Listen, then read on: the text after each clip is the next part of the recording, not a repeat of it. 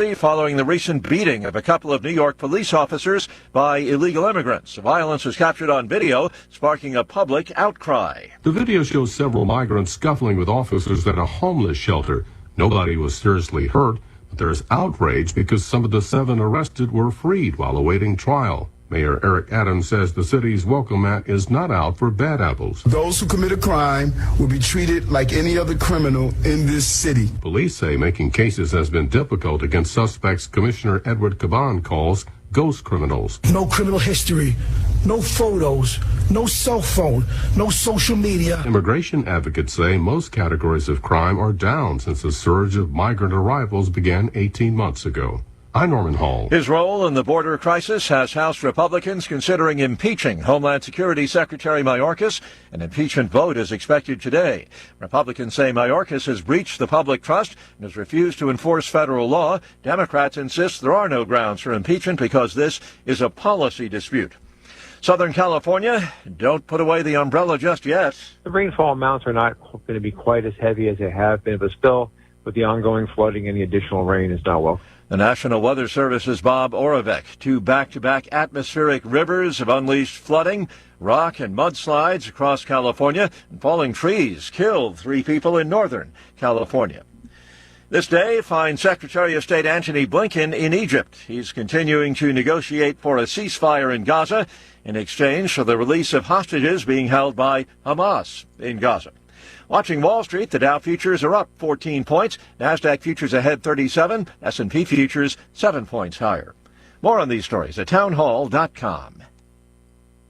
The words you are about to hear are taken from letters sent in by members of the Trinity Debt Management Program. Dear Trinity, today I'm making my final credit card payment. Before I came to you, I was in a constant state of anxiety and panic, but now there is hope for my family's financial future. Working with Trinity made me understand that I'm not alone. You really do help people. Your kindness will never be forgotten. Without Trinity's support, I would not have achieved my lifelong goal of becoming debt-free. We saved a lot on interest and penalties, of course, but the reward was the gift of human kindness. Trinity has carried me through a very difficult time in my life. You're amazing. I used to feel so anxious and hopeless. Now I feel grace and peace. God bless Trinity as you continue to help others become debt-free. If credit card debt has you down, call Trinity at 1-800-990-6976. That's 1-800-990-6976. A doomsday cult leader and suspected accomplices have been charged with the murder of nearly 200 people in Kenya. Paul Mackenzie arrived in court on a prison bus, looking expressionless, and could be seen consulting with his lawyers. He and the co-accused denied murdering 191 people. He was earlier charged with committing acts of terror, child cruelty, and torture, charges he denied. He's already serving a 1-year sentence for producing and distributing films, that's videos of his controversial sermons, without license. Survivors have told the BBC they were urged to fast until they go to heaven, starting with children. Paul Mackenzie has previously said he didn't force anyone to fast. The BBC's Anne Soy.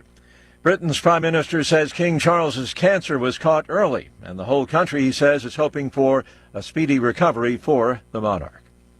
News and analysis at townhall.com. Organized labor is making inroads in college athletics. A National Labor Relations Board regional official deciding Dartmouth basketball players, indeed employees of the school, clearing the way for an election that would create the first ever labor union for NCAA athletes. All 15 members of the men's basketball team signed a petition asking to join a union, which already includes other employees of that Ivy League school in Hanover, New Hampshire. Unionizing would allow the players to negotiate salary, but also working conditions, including practice hours and travel. Jason Walker reporting. Honda is recalling over 750,000 vehicles in the U.S. A faulty sensor may cause the front passenger airbags to inflate when they're not supposed to. This covers much of the Honda and Acura model lineup from 2020 to 2022. More on these stories at townhall.com.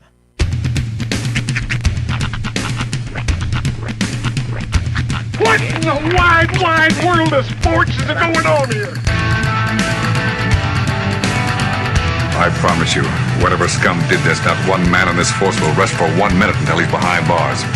Now let's grab a bite to eat. Yeah, come on. I feel the hot wind on my shoulder and the touch of a world that is older.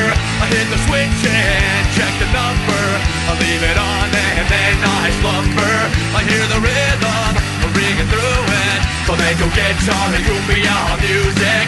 I hear the talking of the DJ. The devil said, what does he say? I'm on a Mexican radio. I'm on a Mexican radio. Broadcasting live from high atop the J.P. White Building in downtown Roswell, New Mexico. It's Mornings with Mike Winters on 106.5 Roswell's Talk FM. Is that what I sound like when I talk? Now, here's your host, Mike Winters. And good morning, one and all. Welcome to Mornings with Mike Winters. I am he. That would be me, Mike Winters. Happy Tuesday, everybody. Welcome to it. A little cloudy, overcast, but still not bad out there this morning. It's actually, it's nice whenever I don't have to scrape my window. Yes, even a little bit warmer. It was That's warmer. Right. It was probably 30s or 40s, and usually it's like 20s or something. So yeah, kind of nice. Although tomorrow, when we get to the weather, not gonna be happy. Yeah. I was looking at the weather there. Spoiler alert, windy. Yeah, wind's supposed to be rolling in tomorrow. So. That's basically what the entirety of the rest of this spring/summer is going to be, or winter/spring is going to be. Just gale force winds and temperatures that are just all over the doggone place. Happy Tuesday, everybody. That's right. Trying to keep it optimistic. That's right. Speaking of optimistic, I woke up and the first thing I learned this morning was Toby Keith had passed away. Sadly, at 62. I was like, man, what a thing to wake up to. He'd been battling Stein. It's weird too because it was exactly the same for me. Like I turned my alarm off, just opened up Facebook and I saw the post and it had some typos. So I was like, is this a hoax? Yeah, at first when I saw it, I was like, because the source I saw it from was a very, kind of one of those almost advertisement type things. And so I'm like, this can't be real. Right. And sure enough, it was. But yeah, 62. I knew he had stomach cancer. I guess I was oblivious to how bad it was. Well, it was known that it was pretty bad, but it was also discussed and talked about that he was on the upswing. He was talking about he was actually going out and doing small shows at like bars and different places, making surprise appearances. And then he said he was working on a new album even.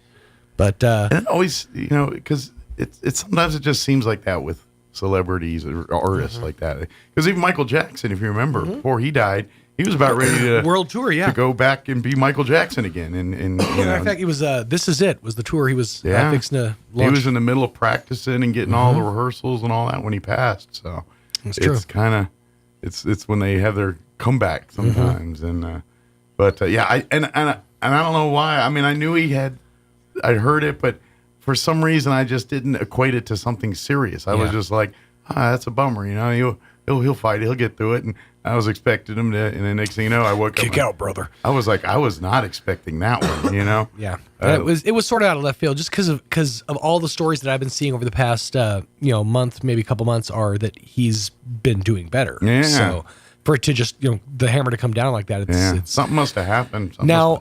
Okay, so I know it's tough to talk about, but Carl Weathers, Toby Keith, who's our third? Ooh, the trifecta. I don't know. Has it already happened? I was saying we missed it. Maybe we've missed it, and there's possible. A person could be there forgetting somebody. But the in memoriam's already stacking up pretty nicely this year. Well, I mean, if we want to keep the tradition of the circles, it's kind of got to be a tougher, famous person. So, I mean, Toby Keith. Oh yeah, got a backbone. Carl Weathers. I mean, he's Apollo. He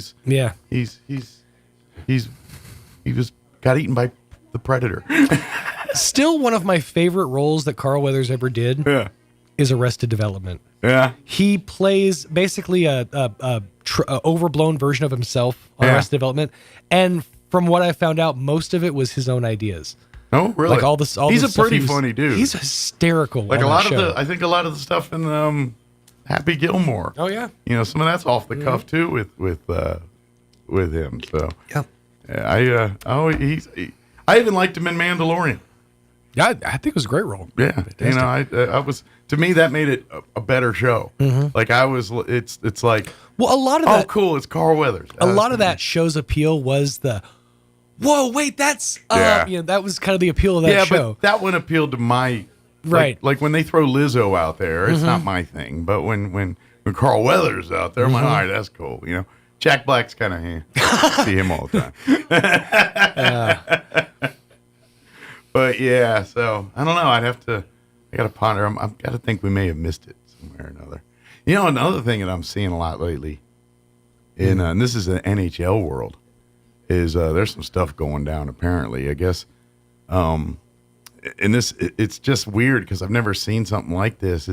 Apparently, there was a bad incident where some NHL players harassed and perhaps maybe raped a woman years ago in some Canadian town, minor leagues. I don't know what it was. It was some event. I don't know if it was an all-star event or I'm not sure if they were NHL players or they were still minor leaguers or but something went down.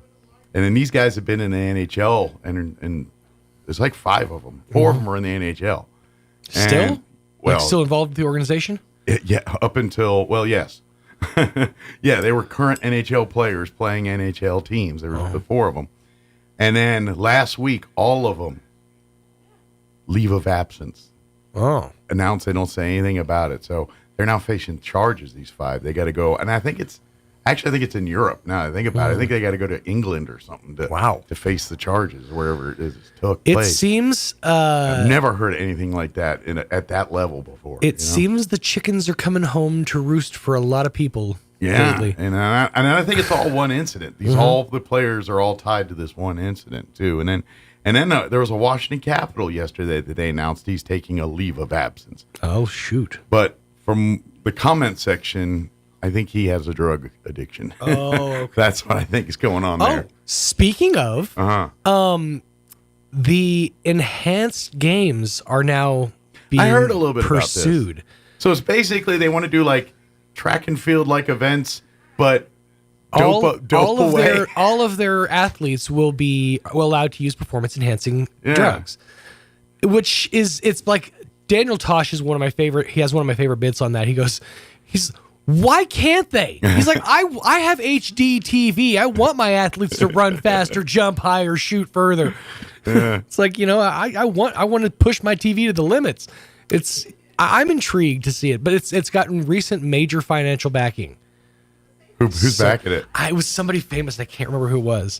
Is it famous or is it like some Arab king or something? No, it's a politician. A politician? Yeah, it's like an American politician. It was in. Hang on. Who recently funded? Ocasio-Cortez. Right. It was a story because it was on. I watched this channel on YouTube, Internet Today. Oh yeah. What's his name? Thiel. Peter Thiel. Peter Thiel. Not a politician. The co-founder of PayPal, I think. Oh, okay. He was the other Elon. Oh, okay. Okay. So he's just got dummy money and he's, throwing it around and he's just put in recent Dance for Me Monkeys. Right. It says January 2024, the Enhanced Games announced that it secured multi-million-dollar investment round from venture capitalists including Peter Thiel and Balhari Srivasan. That's the Saudi prince. That's the sports washing tie-in. Speaking of, Brock Lesnar might be done. Oh, really? Oh, yeah, because his name wasn't dropped in this lawsuit, but a former UFC champion who was being pursued for a renewal of his WWE contract, that can only be one dude. But he's being scrubbed from all the 2K24 games. He wasn't. Wow. He was taken off the Rumble. Can they just superimpose him with his daughter? Because they kind of look alike. Oh my God, they do. You're right. I forgot about that. And she's kind of a wrestler or something, right? His daughter is. She definitely has his face. But she's a spitting image of her dad. It's really going to be interesting to see what happens because they're touting this new 2K24 as 40 years of WrestleMania, and like 20 of those were Brock. So I'm really curious how they're going to pull that off. Daughter. So it was all his daughter, turns out. All right, let me give you the rundown for today's show. We got a full show for you today. Here in just a minute, we're going to be joined by not one, but two of our city councilors. Ward 1 City Councilor Christina Arnold will join us, along with Ward 2 City Councilor Juliana Halverson. Got a couple things we want to talk about for citywide, safe haven, homelessness, the rah-rah team, some stuff like that. So we're going to get some updates from these two ladies here in just a bit. In the 8 o'clock hour, about 8:15, we're going to replay our interview we had with John and Crystal Noble from Roswell Seed. Got an update on 'tis the season to start planting and getting ready, but mostly getting the soil ready. So we have a great conversation about that. And then in the 9 o'clock hour, about 9:15, we had some of the folks from Change Course New Mexico join us. They're out urging people to register to vote and get ready for this upcoming election, and looking for more people to be a part of their organization. So we'll play that interview for you here about 9:15 or so this morning. Plus, we'll have all of your features that include the newses of the local and national variety, along with your Wall Street business updates and all the other features as well. Before we do any of that, though, let's take a gander at your weather. I'm meteorologist Steve Hamilton with your Pecos Valley weather. We'll get a little bit of cloud cover hanging around today. We have a low-pressure trough over eastern New Mexico. Pretty mild, though. Low to mid-60s on the high. Might be a little bit breezy. Overnight, some clouds, low to mid-40s, and then a slim chance of a shower on Wednesday. Most of those will be in the afternoon, but it will be windy with a few gusts around 35 miles per hour, mid-60s. That's your latest forecast. I'm meteorologist Steve Hamilton. Thank you, Steve. Currently 36 degrees here in Roswell. Humidity is at 67% with winds out of the northwest at 6 miles per hour. Today, expect mostly cloudy skies, warm, 63 are high today. Winds out of the northeast, 5 to 10 miles per hour early, picking up out of the south, 10 to 15 miles per hour this afternoon. Mostly cloudy tonight with an overnight low of 43 degrees. South winds at around 10 miles per hour. Wednesday, we're looking at mostly cloudy skies and gradually becoming sunny, but it's going to be windy, 64 for a high, with winds out of the south, 10 to 20 early, and then picking up out of the southwest, 20 to 30, gusting as high as 40 miles per hour tomorrow afternoon. Tomorrow night, mostly clear, overnight low of 36 degrees, southwest winds 10 to 20 miles per hour. Thursday, sunny and 62, west winds 5 to 10, and then 15 to 20 later in the day. And then Friday, sunny skies and a high of 63 expected there. All right, it is 7:18. Time for your Roswell Livestock Report recap, quick break, and then we'll talk with Christina Arnold and Juliana Halverson on the other side. Don't go away. You're listening to Mornings with Mike Winters.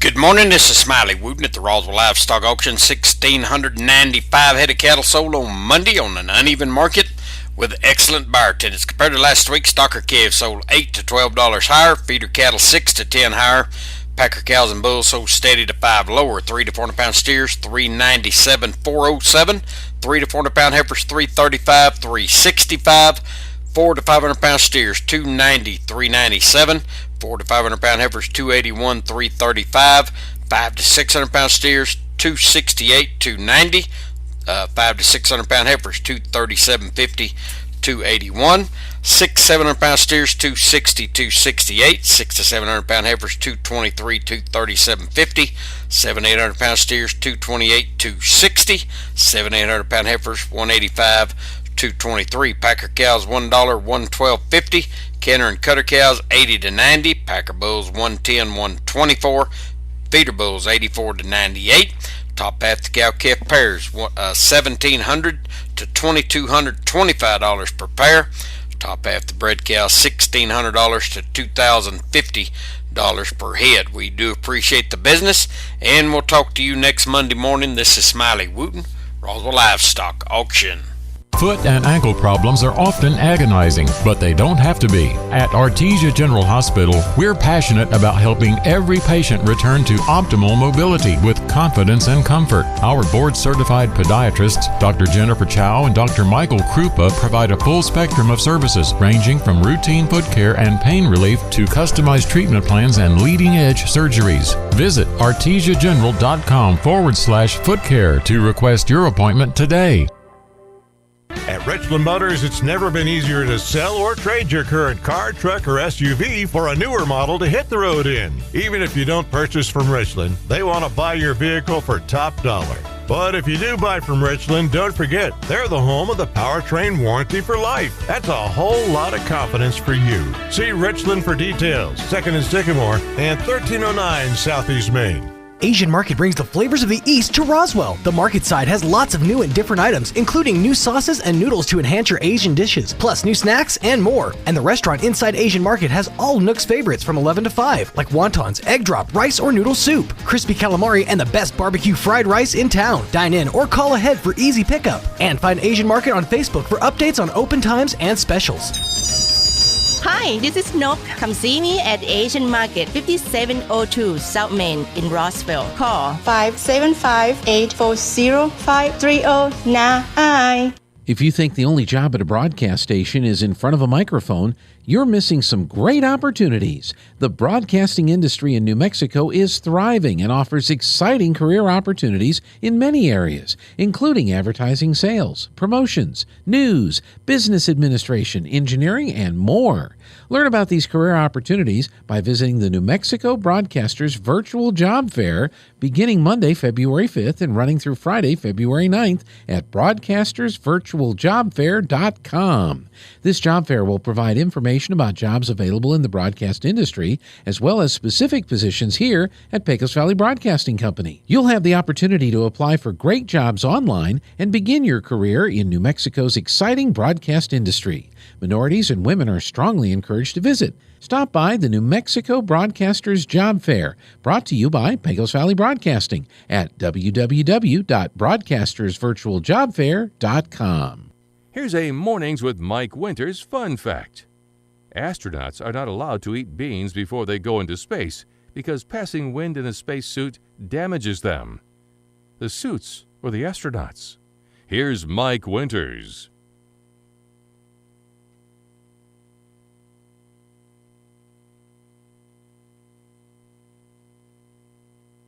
And good morning. It is 22 minutes after 7 o'clock. And joining us in studio this morning, they're fixing a screw up I did there. So, but joining us is Juliana Halverson, Ward 2 City Councilor, and Ward 1 City Councilor, Christina Arnold, with us this morning. Good morning. How you guys doing? Morning. Good morning. We got to be careful. We got a couple more of you. We have to have a quorum, right? So we're still we under. have room. There's we could do two more. But. Yes, good deal. But good morning, ladies. First off, thank you for coming in this morning and, absolutely, and chit-chatting with us. And we kind of incorporated this at Christina kind of set up a deal where each month we kind of come in and talk a little about different facets of the city. We've talked about, how the sausage is made over at the wastewater treatment plant. We've talked about all kinds of stuff, really. We've kind of did it all. We've hit public safety. We've hit all these different areas. Yeah, we've talked, a little bit about, the clerk's office. We've kind of covered all a little bit here. Well, today we kind of want to just cover a few kind of issues that are going on or problems or things that are being addressed. We've got, like one of the big ones, obviously, is the homeless situation. That's something that's been really been in flux since really COVID hit.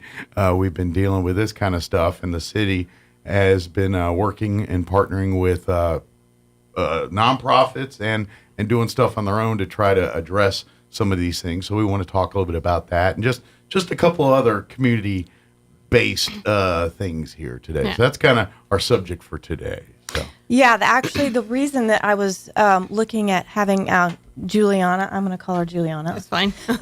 So having her on with me is because we have teamed up over the last 2 years on so many community events. Yeah. And I think both of our concept is the role of the government is the role of the government. Right. And the role for the community should require support from the government. So we kind of marry those up and utilize our, skills to assist both. And so that's kind of why we've actually been able to work on several projects that are listed that we're very excited to talk about. Yeah, absolutely here. And so it's, and you're right. This is something that we talk about that, and I kind of lean that way in my own, government's, job is to, make sure the water comes on, right. Make sure that, that those kind of things. But when it does come to kind of the service, when it comes to the that kind of hate and kind of stuff, you really, the city wants to kind of support the people that are the professionals at doing that kind of stuff. Yes, yeah, and we're not professionals at that at all. So it's kind of like maybe rather than taking over and being the in charge of said project, you just make it easier for the nonprofit. What we found, like with the homeless problem, is we're the catalyst to get everyone to start talking to each other. Right. Because all these organizations, there's a whole bunch of them that do good things, but they don't always talk to each other. Some of them do, and so and a lot of people don't have the same idea on how to address this problem too, and so we want to, and unfortunately, the homeless situation is very much the not in my backyard mindset, where it's like, yeah, we need homeless shelters, but not my backyard. Yeah. You know what I mean? Same thing with jails, the same kind of deal. Yeah. Everyone wants them, but not in their backyard. Yeah. And so, but it's got to be in someone's backyard, you know what I mean? Yeah. And so that's the kind of stuff we're working on and things. And we could understand, a small portion of the homeless, they do vandalize and harm private property and stuff, and sometimes people, but not often. But the majority of the homeless are just good people. Sure. They're just in a bad situation. Absolutely. Yeah, I always say those who wander aren't always lost. Yeah. And this is an interesting topic on this one because we, while we come together, we've had two separate focuses. And mine was more of a behavioral health initiative, working with Commissioner Dara Dana. And so it's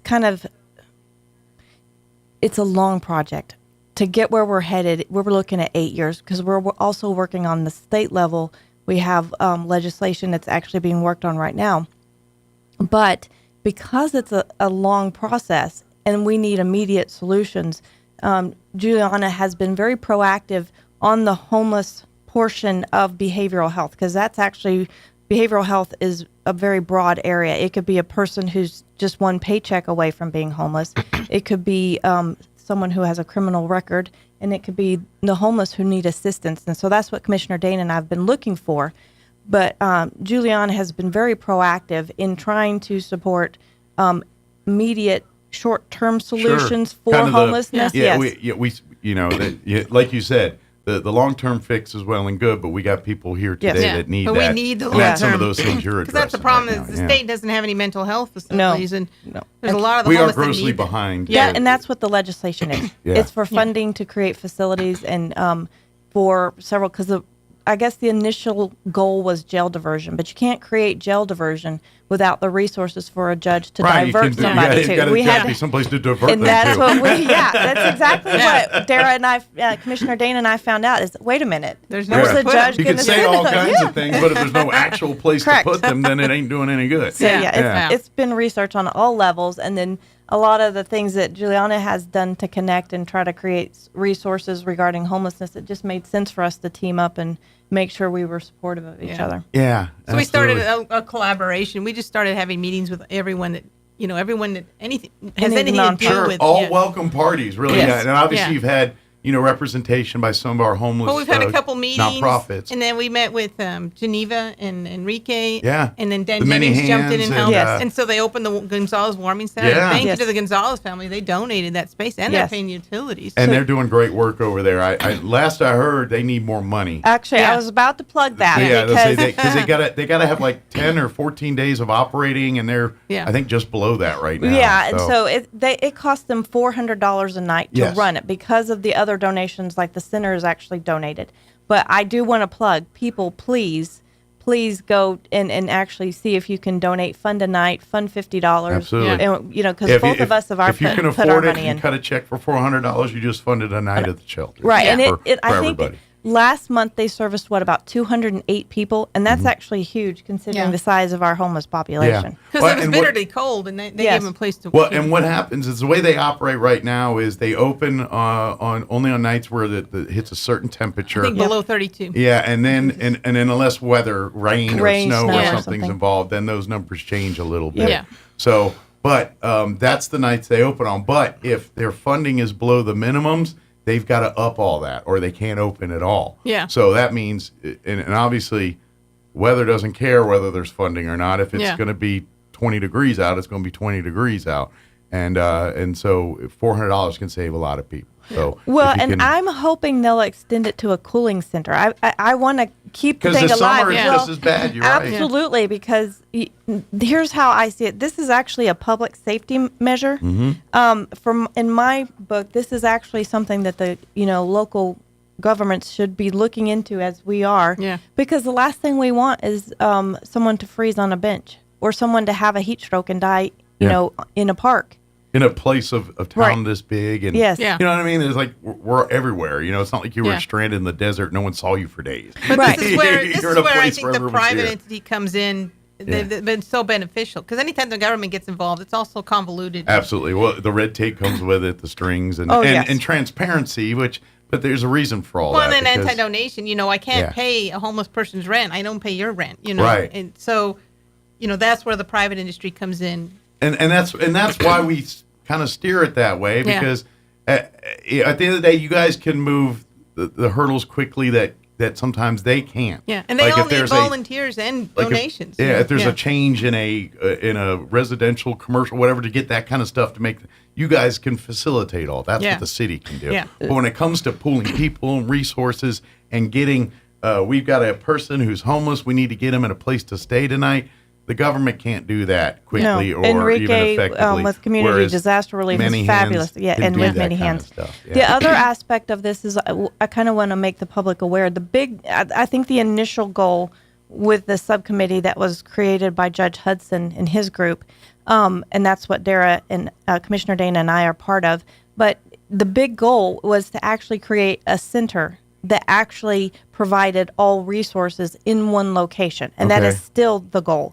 That way you have a warming center there. You have a place where someone can come in and clean up, change clothes, get a meal, and move on. Well, and you can help them fill out any forms they need. Because you don't know how long you have them. Right. Yeah. So if you can get them as many resources, medications, anything like that, or whatever, to where they're no longer homeless in one shot, let's do it. You know what I mean? Yeah. We've even discussed the idea of these people are on a track and heading somewhere.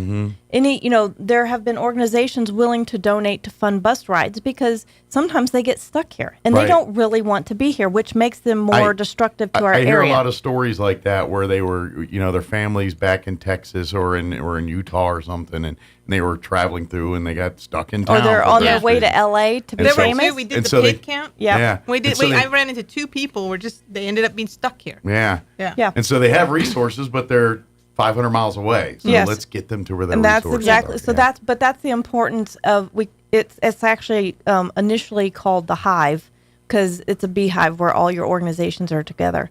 And that was named by Enrique. But the interesting part is the city and the county have commingled funds for the opioid settlement. And that's kind of what we've been working on. This was the big federal one, and each state. And there's quite a bit of money to help get that started. One of the big things that we're kind of trying to do is go, okay, how much do we put towards that? How much qualifies? Because it has to be some form of treatment for prevention of opioids and stuff like that.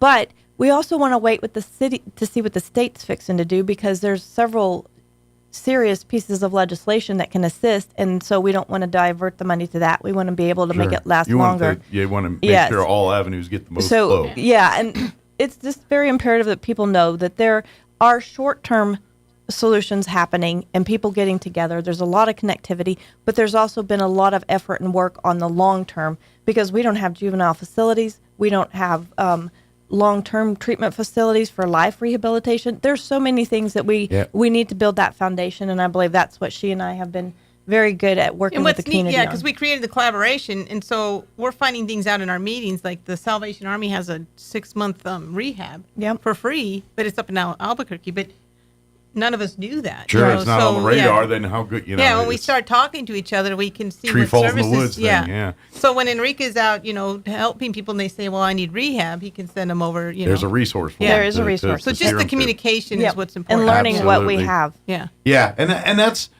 maybe that's something we work on next as a community, is a central resource for that. Kind of like that's the hype. Yeah. Well, I mean, even like a community calendar, like we have a community calendar for, it's Chili Cheese Festival weekend. Maybe there's something out there that says, these are all the places that are accepting homeless. Well, or these that's are the what people Ben Jennings has. Okay, yeah, I was going to say, I'm fixing to plug the Health Council, because they've got something in place like that. They operate what's called 211. Yes, the 211 and thing so is that great. is part of what Commissioner Dana and I were looking at and trying folks, to fund. that's way bigger than just homeless. If you have any needs that's not emergency related, but if you're looking for resources, maybe you're new to town and you're looking for a doctor, or that's for everyone. Or if you're needing New Mexico Department of Health resources, not sure how to do that, the 211 is it's not a 24/7. So please don't call them at 2 a.m. Some poor lady has to get up and answer that. Yeah. We've been working on that though. She's a nice lady, but during normal hours, even on the weekend, she'll but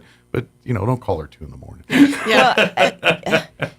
No, I've asked. She gets up at like 6, and so we took several road trips to look at other 211 programs to see, and funding in that area is actually what is looking. So we're definitely trying to work towards that. Good deal. So so that's a great resource as well. And Dan also has a card that the police department hands out that has, you can actually scan the QR code. Okay. And it'll actually, there's a list of resources. And after I've done ride along with the county and the sheriff's department, and that's a great, because they go into places you would never realize they go and see, and there's parts of town that you or I or others probably never been a part of and never thought of. And it's they go there, and that's where they're helping and servicing. Enrique knows where they are. Yeah. When we did the pit count, he was our chauffeur, I guess you could say. And he was driving around. He knows exactly where a lot of the homeless are. When you're out there and you have relationships with them. And that's kind of what we also, too, we talk about, people helping the homeless and things. And, we all want to help and things. But we do want to remind folks that the street corner stuff, we need to avoid that kind of thing. Work directly with Many Hands or the Homeless Coalition or Enrique over at Disaster Relief. Because I've had some pushback, because any research I've done that says to help the homeless is don't give them food, don't give them money. Yeah.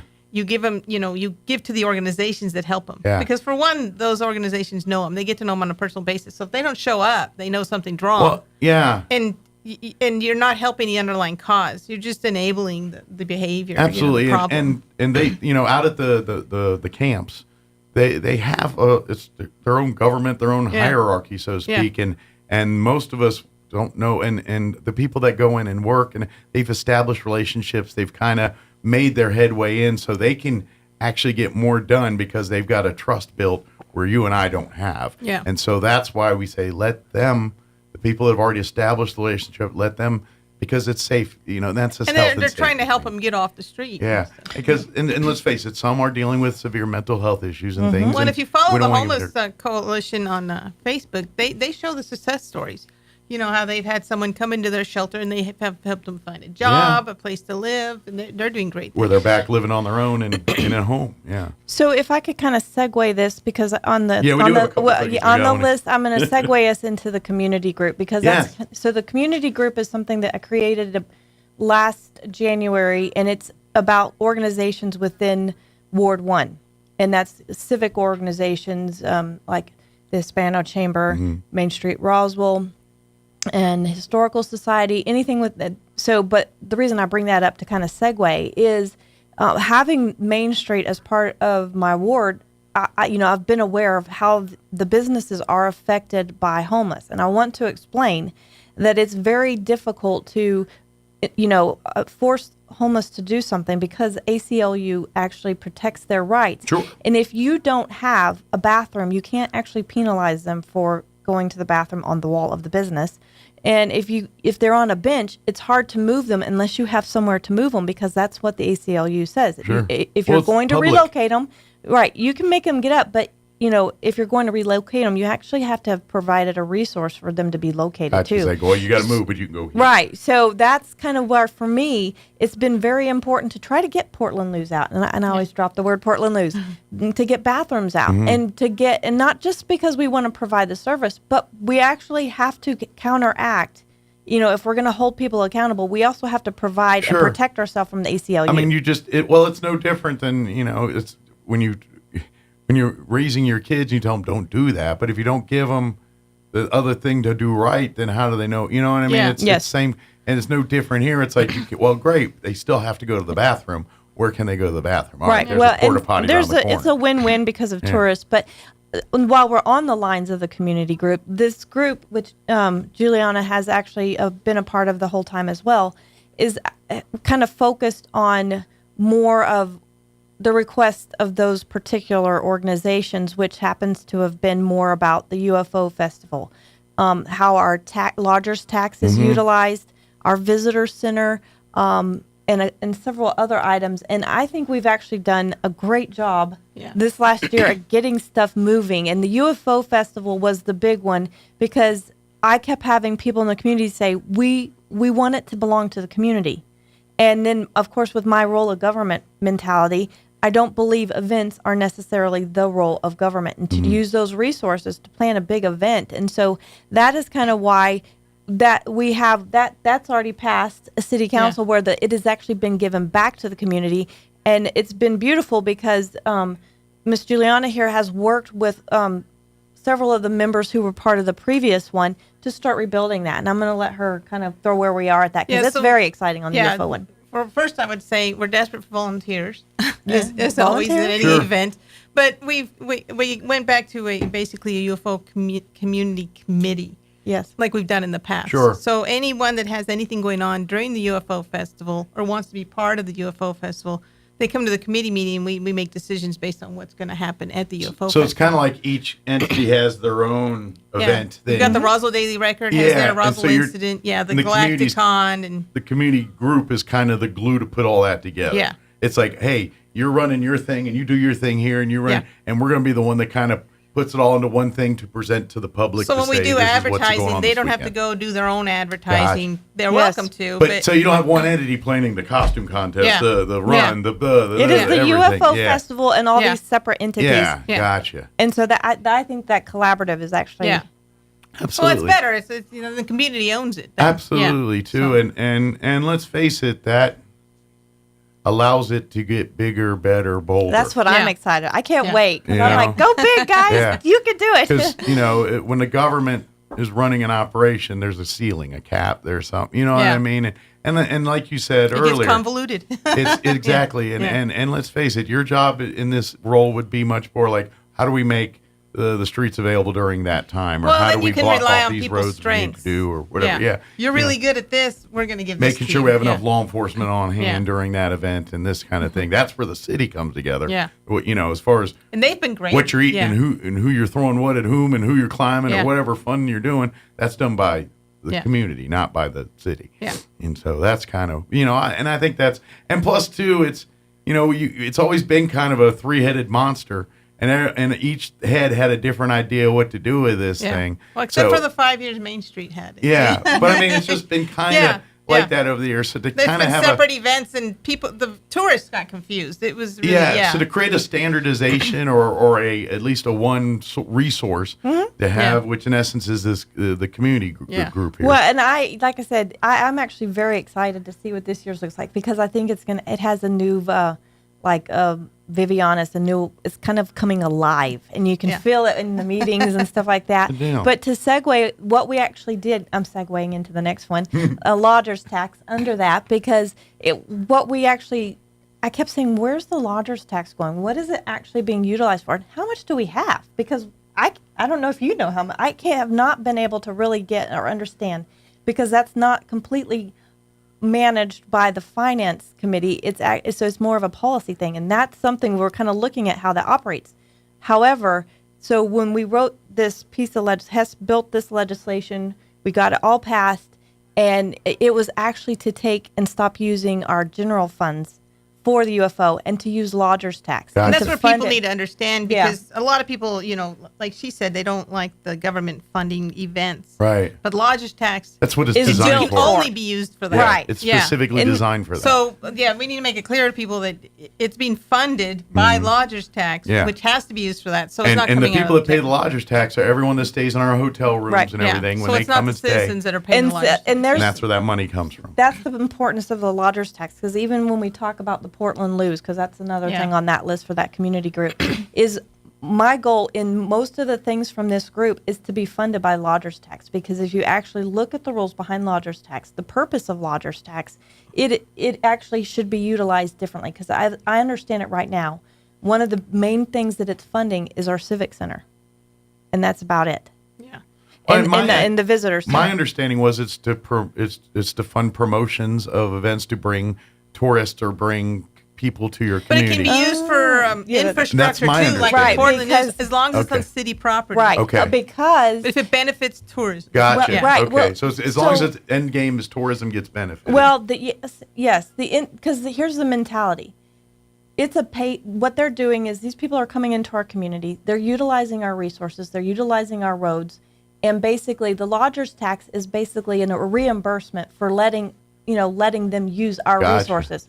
And so that's why it's limited, but that's the purpose of it. I got you. It's not just to build more events, even though that does So when actually they wear do out our GRT, roads, but 'cause it's all when these people are coming, then we get to fix them. absolutely, Yeah. and to provide a bathroom for them, and so extend that service. But that's really what it is. They're just reimbursing us, and that we have to utilize that to build what they've broken, if they've broken something while they're here. Sure.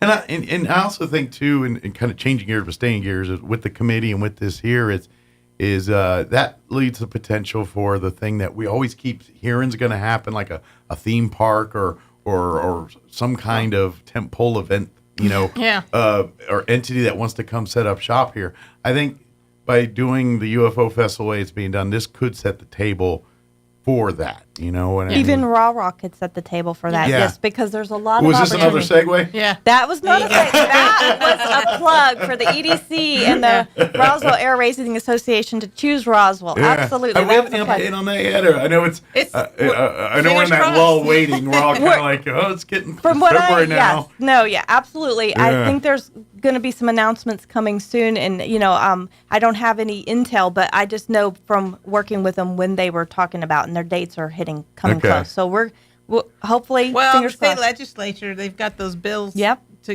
$10 million to fund infrastructure for them to come. Yeah. Good deal. So we actually do have some incentives to offer, Good and we have deal. stuff on the table. So that's actually a plus. But I did not mean to segue into that. Although, actually, it is on the list. Yeah. So that was a good segue. But because that team that actually started with the Reno Air Races, she and I both worked on. She did a lot of our marketing, our Facebook, all that stuff, promoting, getting the signs up, getting the signs ordered. Yeah. So it's been beautiful because we've been connecting on that.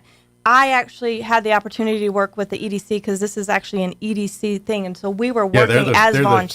spearheads of this, yeah. Absolutely. And I helped chair the committee that basically did the administrative part of selecting and putting people together and getting us here and there and that type of stuff. But it was such an exciting ride, and at this point, the mayor has made a strong negotiations team and segued us into getting ready to get to the table and say, here's what we've got, please choose us. We're hoping they will, because they seemed super excited when they were out here, because they're like, how much of that space can we have? He goes, as far as you can see, and they're like, what? Whoa, yeah. Yeah. That it was actually really neat because there were several private meetings where we kind of learned what they were looking for, and we were able to provide, that to the mayor and to the negotiation team to find out, okay, can we meet these? I think interaction we've had, there's an intimate relationship between one of the directors and Mike Espiritu has done a fabulous job of super connecting with all of these. There's been, dinners where we've had conversations with them, and they really love our community. Yeah. They love our community because it matches them.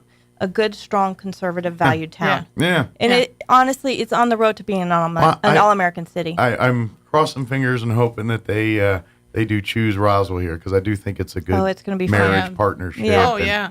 I mean, it's going to be amazing. And I could even envision, depending on how big this gets, where we have, this turns into maybe the UFO festival and their air races turn into a big air show type deal. Well, that's what they have it's not just air races. Yeah. I think initially, if they do choose us, it won't be as big as they had in Reno to start, but they'll build it up back. But I mean, think with our alien stuff and their air, I mean, that could be a pretty good air show. That's actually the fun part. 'Cause when UFO flying out there. When she designed the actual logo, she put it with the UFO flying. Well, that was around one of their ideas. Yes, but she did a great job. But there is, and there's several opportunities. So it's not just one September event. There's other opportunities. Sure. But it was really fascinating to see the leaders of the association. They had ideas for years that they could not implement because they did not have room. So when we sat at the table, they were like, "Oh, we can put this." They could envision you could see their building excitement, and creating more for themselves. And it's very interesting because all we as a city would do is provide support. This is completely ran by that association. And not to mention what other partnerships that creates. Absolutely. Like say they partner with, I don't know, just off the top of my head, Eastern New Mexico University and expand on their avionics and mechanics program and all that. Well, that's the thing. I mean, when you have that many people in town. They have a big STEM program. They do. Yes. Yeah. And they donate to STEM. They do STEM scholarships. And Eastern's already got a great program in there. I feel like it's a marriage that could work out really very well. When they have these air races, they actually have big meetings with the pilots. And so there's already been conversation of collaboration between using Eastern's lecture halls and stuff like that for down. So it's all super connecting out there. We're talking, parking lot, RV lots, all of this. And so I do want to put this last plug before we segue again. I want to say to all the entrepreneurs in our community, the day that you hear the announcement that we've run Raw, get out and bring that entrepreneurial spark because we're going to build this southeastern area. You're potentially getting in kind of in the ground floor in a gold mine opportunity. Absolutely, definitely. So be paying attention and get to the drawing board because we need you. It's early bird gets worm kind of thing. That's right. Yeah. Be an early bird.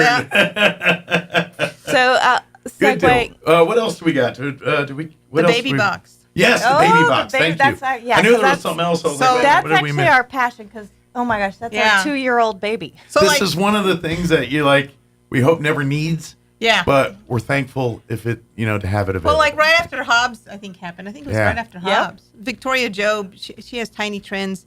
She emailed the city council that, hey, we really need a baby box. And, I'd heard of them, but so we did more research and we were excited to jump right on it. Immediately. We started getting it moving. We started working with the fire department and they, because they have to put it in there. And so it was put in there. It's been like a 2-year project. It's taken forever. So like I said, the government gets involved. And it takes a long time. It happens. It's just at the speed of glaciers. So we went out and we found sponsors all over the community. Sure. Can I name them? Do we have time? Absolutely. Please. Everyone that supported this, we want to give them a attaboy. Pioneer Bank, Benjamin and Jennifer Stanford, Pecos Valley Production, AMR, Excel Energy, Eastern New Mexico Medical Center, obviously, City of Roswell and the Fire Department, Roswell Chamber of Commerce, Roswell Sertoma, the Snowburger Enterprises, McDonald's. And the biggest thing is Wade Construction and J&G Electric. They put it in. They're the actual installers of the baby box. Yeah. Okay. Mm-hmm. So.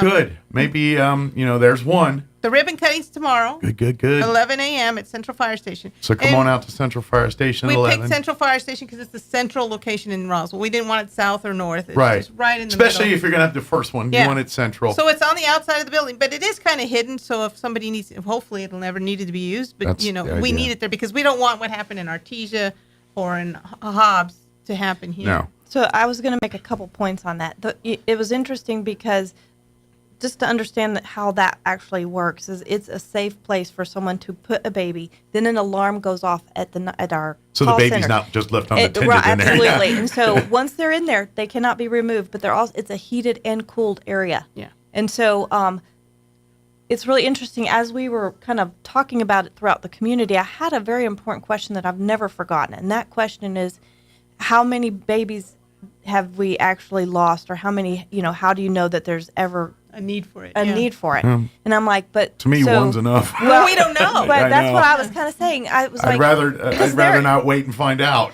Their concept was, well, how do you know we really need it? Because we've never had babies left here, and I'm like, but that's just that we don't even know how many are in the landfill. Yeah. It's like, do we need to have 6 more of these before we say this is a good idea? What's the number? Right, You know? and actually, it's better. This is the error on the side of caution. But the other aspect to what our goal is, this is just the beginning of the box. Was just the beginning of the actual campaign, because we want to make sure that we go around, talk to the schools, talk to the pregnancy centers, to let them know this is available to you. Sure. And there's, we ask you to please consider utilizing it. Absolutely. And there's no judgment, no shame, just love. Absolutely. We'd much rather have you do this and have a healthy child live than the alternative. It's pretty neat, though, because it opens from the front. They put the baby in, and then it calls an alarm. There's no cameras because it's all anonymous. Right. Yeah. And then the fire department can go in from the backside and open it right up. And We're also wondering if we're going to get puppies. Yeah, somebody said some people put puppies in. Please don't put puppies in. Yeah, No, please well, don't put unfortunately, puppies, our but Humane Society and our animal control deal with stuff that's like a whole that. other story. Where Yeah. people We're leave working on things, that too. Best Friends has been just She's kind of been absolutely doing wonderful. community connection when Yeah. it comes to the elder Well, at the when it public comes safety. to that thing, it's the city's doing their part, but we, the public, have that's to the do thing. our I part want in to that. say, people, get your animals fixed. Yeah. Get them vaccinated. Yeah, 'cause that's the only way we're going to fix we it. have a people problem in this town. There's too many cats, too many dogs, because people won't get them fixed. Yeah, You know, that's the, and if you see the people out in the Walmart parking lot selling puppies Don't out the buy back of their car, call the police. It's illegal. Yeah, call the police. It is illegal. And it's illegal to sell. is? Yeah, It is. Yeah, because She's like, yeah. let me call somebody. People don't know there is a breeding ordinance. You cannot breed Right. animals without registering to breed. Yeah. So you can get fined for that. So yeah, I'm trying to change the ordinance again now. Well, Hopefully. it's just, go. You know what? We got the animal control and the Humane Society right next door. If you need a pet, there's a bunch of pets in that. Oh, yeah. Those facilities alone. Well, and right that now, would love to be a part it's of a your family. $25 deposit now, Yeah. but you have to promise and you have to prove that you get your animal fixed. And they'll be following up. Yeah. If you don't, you're going to get a fine. Yeah, and then of course it does have to get microchipped because Well, the they city ordinance. microchip it there. The city Yeah. microchips them. And I'm telling you right now, even if you live out in the county, if you do get the animal from animal control because it's from the city, it has to be microchipped, Yeah. even if you don't live in the city. Well, and like I said, they're microchipping at animal control now. Good. Okay, so you don't even have to take it to the vet. Yeah, like- and they like the vet. register it because that's the problem. People were getting a microchip because that's the ordinance says, but they weren't Yeah. registering it. But then the state also has a program. If you can't afford spay or neutering, you can call them and they'll And they'll do get it. you vouchers and things for Yeah. discounts and all that. Well, I based think on they'll pay need. for it. The Oh, state- they even pay the for state, it too? yeah. Oh, okay, good. Yeah. So, and we're trying to get some grants in from different organizations that aren't income based. So some people have a good salary, but the cost of spay and neutering and vaccinating is so high, they still just can't afford it. So we're Right. trying to get vouchers to help pay for that. We just got to remember, Regardless being, of income, being yeah. a pet owner is not that different than being Well, and a it's a parent. lifelong commitment. is- That is a dog's going to child. be, up to Yeah. 15 years. So, yeah, the dogs or cats, shoot, they got health insurance. well, now. in I mean, a it's- month or two, we're going to have a huge influx of animal control because all these people that bought Christmas puppies Yeah. or cat and kittens are like, oh, I don't like this dog or cat anymore, Yeah. and they dump them. It's just And put it this way, if you're getting a pet just to chain up in the backyard, don't get a pet. I think we should actually have a video that goes out there to actually give the full length of and basically say, if you're just wanting to find a pet, look at this video. Mhm. Yeah. And so because that's you need the reality. It's a before responsibility. You, yeah. and show it to the kids. Yeah. Yeah. And we have Fora does a lot of rescues. If you look at the statistics, they actually rescue more than have been adopted out and stuff. Yeah, It's an insane problem here, and it should not, a town of this size should not have the problem No. of a number of pets that it does. Yeah. And, And that's when the we're biggest shipping thing them is out the to education. other, we're actually exporting pets to A other lot, communities. So this is an interesting perspective to consider because I don't think people actually, and I believe a lot of people in this community are hunters or actually understand hunting and they understand the importance of wildlife management. Mhm. This is no different. Absolutely, Okay, yeah. we have a herd problem, and you actually have to be part of managing that. No different than the Department of Land Management here, or Fish and Game. And so understanding that from that perspective is yes, you should care, just like you care about how they actually work with our deer and our cougars and our wolves. All of that, it's all the same thing. But the difference is out in the nature, that's not something that we're causing. Here, humans are actually the problem behind Sure. our animal issue. Absolutely. Yeah. We're not responsible pet owners or Correct. any of that stuff. So please, spay, neuter, Spay and and neuter. and Vaccinate. adopt. adopt Vaccinate, and because vaccinate. And donate to the warming center. Yes. And we could keep $400 is all it takes to keep that thing open for a night. Volunteer at the UFO festival. And if you if you financially is not good for you, they're looking for volunteers. They always need help, actual bodies to help and be there, or water or donations of that nature, toiletries, stuff like that. And they can call either one of us. Yeah. And for the UFO festival, they have an expertise that they think they can use to help us organize. We're very happy. Absolutely, the more the merrier. Get a hold of Barbara at Main Street Roswell. It's a community event, and you're the community. So come be a part of it. And then make sure. Go ahead. Oh, I was going to say, make sure they go to the baby box. Tomorrow at 11. It's a blessing. Father Yarrick's going to do the blessing. All right, Father Yarrick. The company Safe Haven Baby Box, they have representatives coming down too. It's going to be a big deal. If you never met Father Yarrick, have a conversation with him after or before. He's a fun guy to talk to. He's so excited about doing the blessing. Yeah, he really is. He's a nice He's guy. the perfect choice. Last plug, Thursday night, we actually have a city council meeting. We hope you will come out or watch us online. We have a lot of good things happening. Yeah. This is it's going to be a very fruitful one. And a lot of our work is kind of coming to an end, and it's amazing because you work on it for like 2 years and you're like, oh gosh. You're just like, I wish I could just say, let's get this done, and it's done in a week. But no. The big crescendo. Yeah, well, it's over a year, almost 2 years on this one, So. But I guess that makes the juice a little sweeter at the end, right? Yes. But that'll be Thursday, 6 p.m. when 6 p.m. when the council meeting gets. Or you can go to roswell-nm.gov. There is a link to watch it online. Yes, absolutely. Watch it while you cook dinner. Yeah, exactly. Because we'll be sitting there, and hopefully you'll be enjoying your dinner. That's right. That's right. I mean, maybe you can waft the smells and make them jealous. Right. Is that chicken I smell? What's going on? So, but thank you guys. I appreciate you coming in, and we look forward to next time. Next and month. anytime for anything, city council related, whatever, you guys need to want to come on. Don't hesitate. Absolutely. I think we're going to have some always stuff coming have an up. open forum for everyone there at the city, and we'd love to have. So. But I have a plan for next month. So all right. Yeah. Well, March. I do have to give you a plug. You did a good job at the Eagle ceremony. Oh yeah, I did emceed at the Eagle. Each year they out at the Boy Scout headquarters here. They have a patio that they dedicate to all the Eagle Scouts that ever gotten an Eagle in the And you're an Conquistador Eagle Scout. I am. Yeah. I'm not on that thing because mine I was in DC, another state. But and so I've been 6-8 years. I don't know how many years I've been doing it now. Been being the MC for that event, and it's always I'm happy to do it. You meet some of the best and brightest kids each year doing that. I can actually see you as an Eagle Scout. I'm that's an awesome. Eagle Scout. I can see that. I'm an Eagle Scout. Yeah. That's awesome. I actually can do some things. I say a lot of stupid things, but I could hold my own if I needed to for a minute. Yes, you're absolutely talented. Thank you guys. I appreciate it. All right, it's 8:02. You're listening to 106.5 Roswell's Talk FM, KEND, Roswell, New Mexico. News in progress. The podcast with nearly 25 million downloads to people just like you who cherish their financial independence.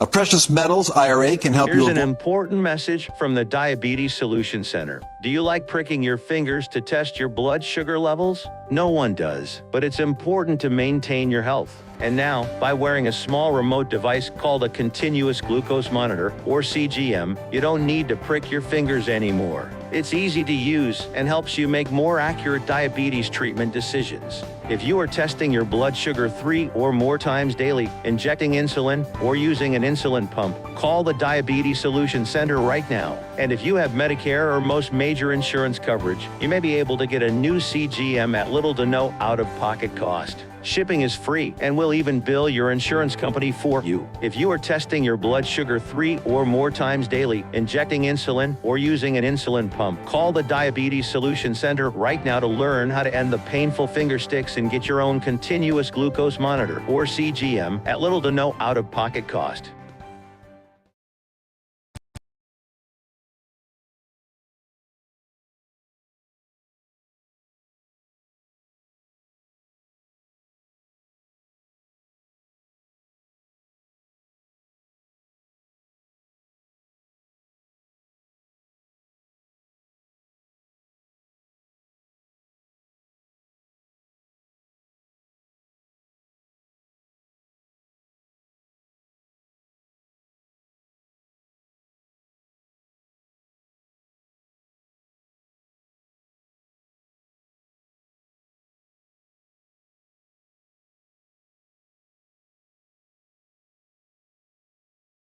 compromise any data, and the matter is now being investigated by the federal government. A spokeswoman calls it a denial of service cyber attack. That's when attackers flood the targeted website with traffic until it can't respond or it crashes. Officials did not identify the attackers or say if they demanded any ransom. Jason Walker reporting. Amid warnings about counterfeit goods, human trafficking, and illegal drones at the Super Bowl in Las Vegas, federal, state, and local security officials say they are bracing for a very busy week.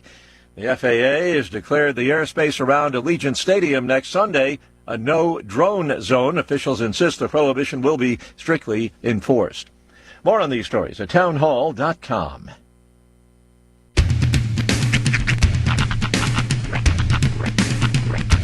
What in the wide, wide world of sports is going on here? I promise you, whatever scum did this, not one man on this force will rest for 1 minute until he's behind bars. Now let's grab a bite to eat. Yeah, come on. I feel the hot wind on my shoulder and the touch of a world that is older. I hit the switch and check the number. I leave it on and then I slumber.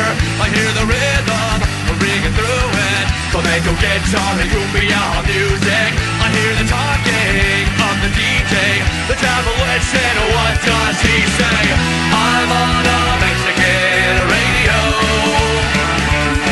I'm on a Mexican radio. Broadcasting live from high atop the J.P. White Building in downtown Roswell, New Mexico. It's Mornings with Mike Winters on 106.5 Roswell's Talk FM. Is that what I sound like when I talk? Now, here's your host, Mike Winters. And good morning. It is 6 minutes after 8 o'clock. Welcome to hour number 2. The Deuce indeed. Mornings with Mike Winters right here on 106.5 Roswell's Talk FM. Happy Tuesday, everybody. Yes. Welcome to it. Speaking of Tuesday, I've decided I'm too much of a cynical person. You. Oh no, God no. I do a good news segment over on my my country show, Sean Small Show. Now you do weekday a morning 6 segment involving good news. Yes. Not a news segment that's pretty good.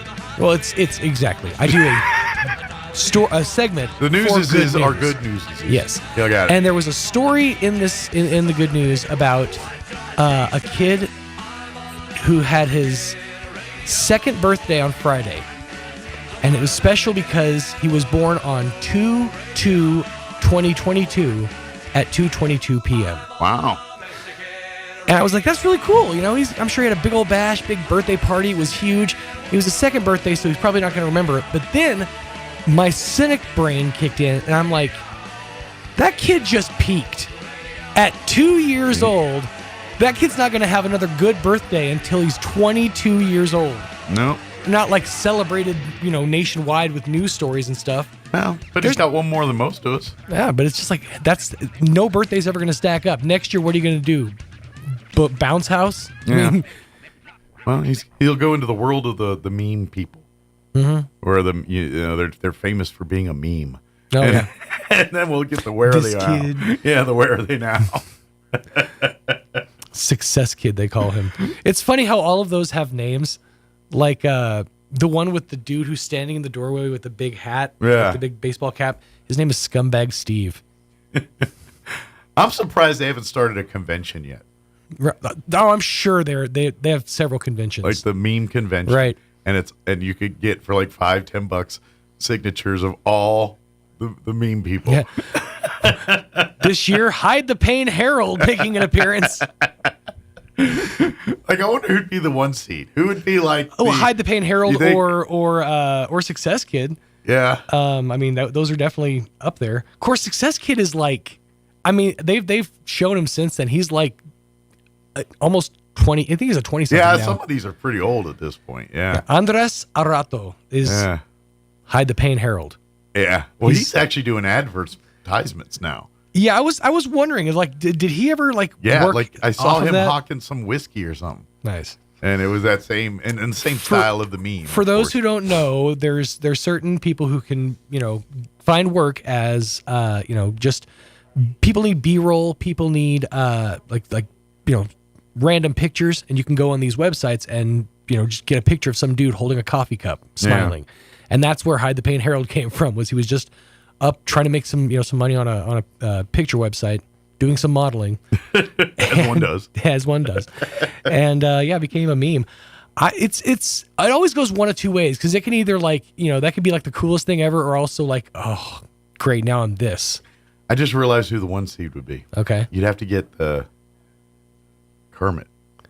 Oh, Kermit with T? Kermit the Frog. Kermit, that would involve Kermit at one of the convention. That would involve a co-sponsorship with Lipton.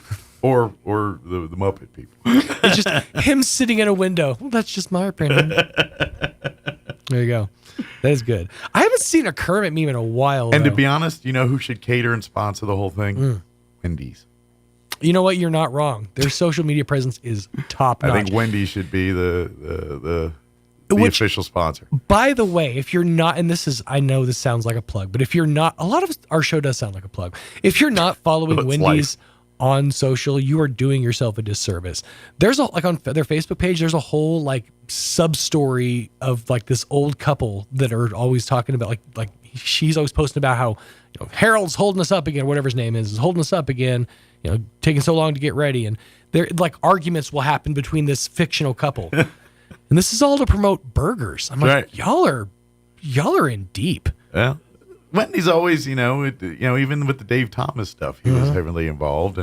And to be honest, the Where's the Beef commercial is, as far as memorable, iconic commercials, that's one of the ones that's like the first that I can always remember. Clara Peller. Between them and the Coca-Cola, I'd like to teach two of the biggest commercials that I air. That would be rough to not have your to hit success, but not have it until you're 95. Clara Peller was, I think she was 89 when she first broke out. And to be honest, she broke out because she was just in a commercial. Yeah, she didn't write a book or something or a song. Well, no, but it was a payday, and it was also she went on a tour. Of, she was on. I think she got on Letterman Carson. And all that. Yeah, Carson or whatever one of them. Yeah. Yeah, she was on. I can't think of that dude's show. Black and White. I can't think of it. A talk show? Yeah. Ed Sullivan. Gosh darn it. That name just out of my head. Yeah. I just one of those first ones I remember. Mm-hmm. I don't think there's anybody back there. Let me give you the rundown for this hour of the show. We'll get you up to date with the weather and all that here in just a bit. Josh Ragsdale at the Liberty going to join us here in just a few. Give us a rundown of all the things they've got going on here. Big celebration over at the winery. The winery, yes. And then later on in the hour, we'll get you up to date with news of the local variety, Wall Street business update, and whatever else we can conjure up for this hour of the show. I feel the need to make a correction from yesterday's show. Okay. We talked at pretty great length in the 9 o'clock hour about the Back to the Future 4. Oh, yeah. Movie. I can report now that it is a deep fake. It's a very well done deep fake. It does sound too good to be true. It did sound too good to be true. I mean, it was very exciting, though. I just didn't know how they pulling off the Michael J. Fox thing. I was like, it doesn't make sense to me. I'm a little bit too gullible for a 39-year-old man. You can get one over on me pretty easily. Well, there was a Spaceballs one that got me last week that seemed pretty convincing. But so it happened, even to the It's a scary reality that we're entering. The deep fake technology is that good. This is America. Well, don't catch you slipping up. The next one you need to start is Men in Tights 2, even tighter. The retightening. All right, 8:13. Here's your weather. I'm meteorologist Steve Hamilton with your Pecos Valley weather. We'll get a little bit of cloud cover hanging around today. We have a low-pressure trough over eastern New Mexico. Pretty mild, though. Low to mid-60s on the high. Might be a little bit breezy. Overnight, some clouds, low to mid-40s, and then a slim chance of a shower on Wednesday. Most of those will be in the afternoon, but it will be windy with a few gusts around 35 miles per hour, mid-60s. That's your latest forecast. I'm meteorologist Steve Hamilton. Thank you, Steve. Currently 38 degrees here in Roswell. Humidity's at 68%. Winds are calm at the moment. Mostly cloudy today, which it is at the moment. 63 are expected high. Winds will be out of the northeast, 5 to 10 miles per hour this morning. Shifting to the south, increase in 10 to 15 miles per hour for this afternoon. Mostly cloudy tonight with an overnight low of 43 degrees. South winds at around 10 miles per hour. Wednesday, the winds are rolling in. Partly cloudy, 64 for a high, but winds will be out of the south early, 10 to 20 miles per hour, increasing out of the southwest, 20 to 30, gusting as high as 40 miles per hour by tomorrow afternoon. Tomorrow night, mostly clear with an overnight low of 36. Winds will be out of the south, 15 to 20. They'll drop down 10 to 15 after midnight. Thursday, sunny and 62. West winds 5 to 10 early. Increase in 15 to 20 for Thursday afternoon. Friday, we're looking at sunny skies and a high of 63. And looking at the weekend, Saturday, sunny and 61. Slight chance of rain Saturday night and Sunday with a high of 51. So it might get a little rain on Super Bowl Sunday. We'll see. All right, 8:15 it is. We're going to take a quick commercial break, and then Josh Ragsdale will join us, talk about Pecos Flavors Winery and the Liberty. Don't go away. A snoring partner is more than a rough night's sleep for you. It could lead to some serious problems. Hi, this is Dr. Sarah Usher at Carabelli Dental. Snoring, stopping breathing, and gasping for air in the middle of the night aren't just a pain for you. It could be a sign of sleep apnea, which can result in a lot more problems for both of you. Luckily, we can help. With our revolutionary oral appliance, you and your partner can breathe easier and get a better night's sleep. Come see the team at Carabelli Dental or call 575-622-4455. The Calico Cow has moved to a new home. Visit the Calico Cow at their new home, 200 East College, behind Farley's in Roswell. Lots of exciting changes at the new Calico Cow. New LED lighting, an amazing large classroom, plus more space, which means lots of new items and an even bigger selection of fabrics. Come see it for yourself. Want to know how? Come see the Cow. The Calico Cow's new home at 200 East College in Roswell. We can all use help strengthening our marriage to build this house. Church on the Move invites you to the Joy of Marriage Conference, a 3-day event for married couples. Hear speakers Pastor Troy and Julie Smotherman, American Idol finalist Danny Goki and his wife Leah Sett, as well as Willie and Rachel Scott, founders of Better Than Blended. February 15th through the 17th at Church on the Move in Roswell. Seats are limited. Visit cotmroswell.com or call the church office 575-622-7011. Pecos Valley Production is excited to announce their online ordering has never been easier because now you can order from PVP online in Spanish. Simply head for PecosValleyProduction.com and switch the tab on the bottom left of your screen from English to Spanish. Now it's never been easier to get access to the healing and calming products you need simply and affordably. Just log on to PecosValleyProduction.com and switch the tab on the bottom left of the screen from English to Spanish. Pecos Valley Production. Dairy to dank since 2016. Must be 21 or over with valid ID to purchase. Score a touchdown at your next tailgate with La Poblanita Party Tostadas. The perfect chip with the most satisfying crunch in the game. Flavored just right with El Charro's signature seasoning. It's the dippable chip that bites back. Make game night a winner with the chips everybody talks about. The chips that make bland salsas better and good salsas great. Snag a bag of La Poblanita Party Tostadas at your local grocery stores all over southeastern New Mexico. And get the party started with La Poblanita Party Tostadas by El Charro. They're all that and a bag of chips. Here's a Mornings with Mike Winters fun fact. China has more English speakers than the United States. They have more Chinese speakers, too. Here's Mike Winters. And good morning. It is 18 minutes after 8 o'clock, and joining us in studio this morning, Josh and Cindy back with us from Pecos Flavors Winery. Good morning, guys. How y'all doing? Good morning. Good. How's life at the winery this morning? Good. Busy? Yeah. It's kind of, is this time of year kind of, because, you have the holidays of Christmas, and I imagine there's a little bit of a lull right after that. People a little maybe festived out, so probably a little less, shopping and drinking and things. But then here, like, after, like, right about now, right about February, people like, hey, let's get out and about. The weather starts getting a little nicer. So I imagine you guys are starting to kind of get back in your groove after a lull between the last groove. Yeah, January's hard. Yeah. Everybody, it's pretty typical. You see it every year, but most people make a New Year's resolution to lose weight. Yeah. And so that usually, eating healthier, not maybe having their wine. Yeah. There's dry January now. It's quite a thing. Yeah, and who thought of that idea? But in all fairness, though, I feel that way too. In all fairness, you if you shop smart, you can shop healthy. Yeah, and we offer a lot of shop. You can get lots of great gifts and foods and things that will stay within the confines of your healthier lifestyle. Yeah, we have a great restaurant. And they say, of course, the great restaurant that can hook you up with the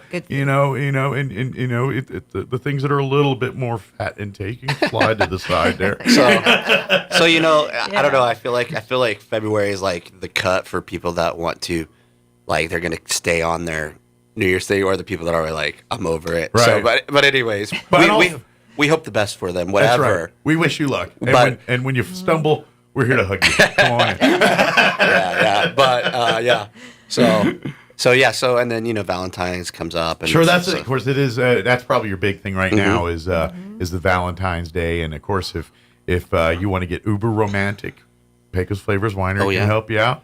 If you want to be a little bit more, just like you're hooking up your office or something with some gifts or something that you're not expressing love, just appreciation per se, they can help you out with that. Yeah, too. absolutely. So, you gotta be careful about Valentine's Day. We do have a great Valentine's dinner reservations available right now. What's on the menu for Valentine's Day?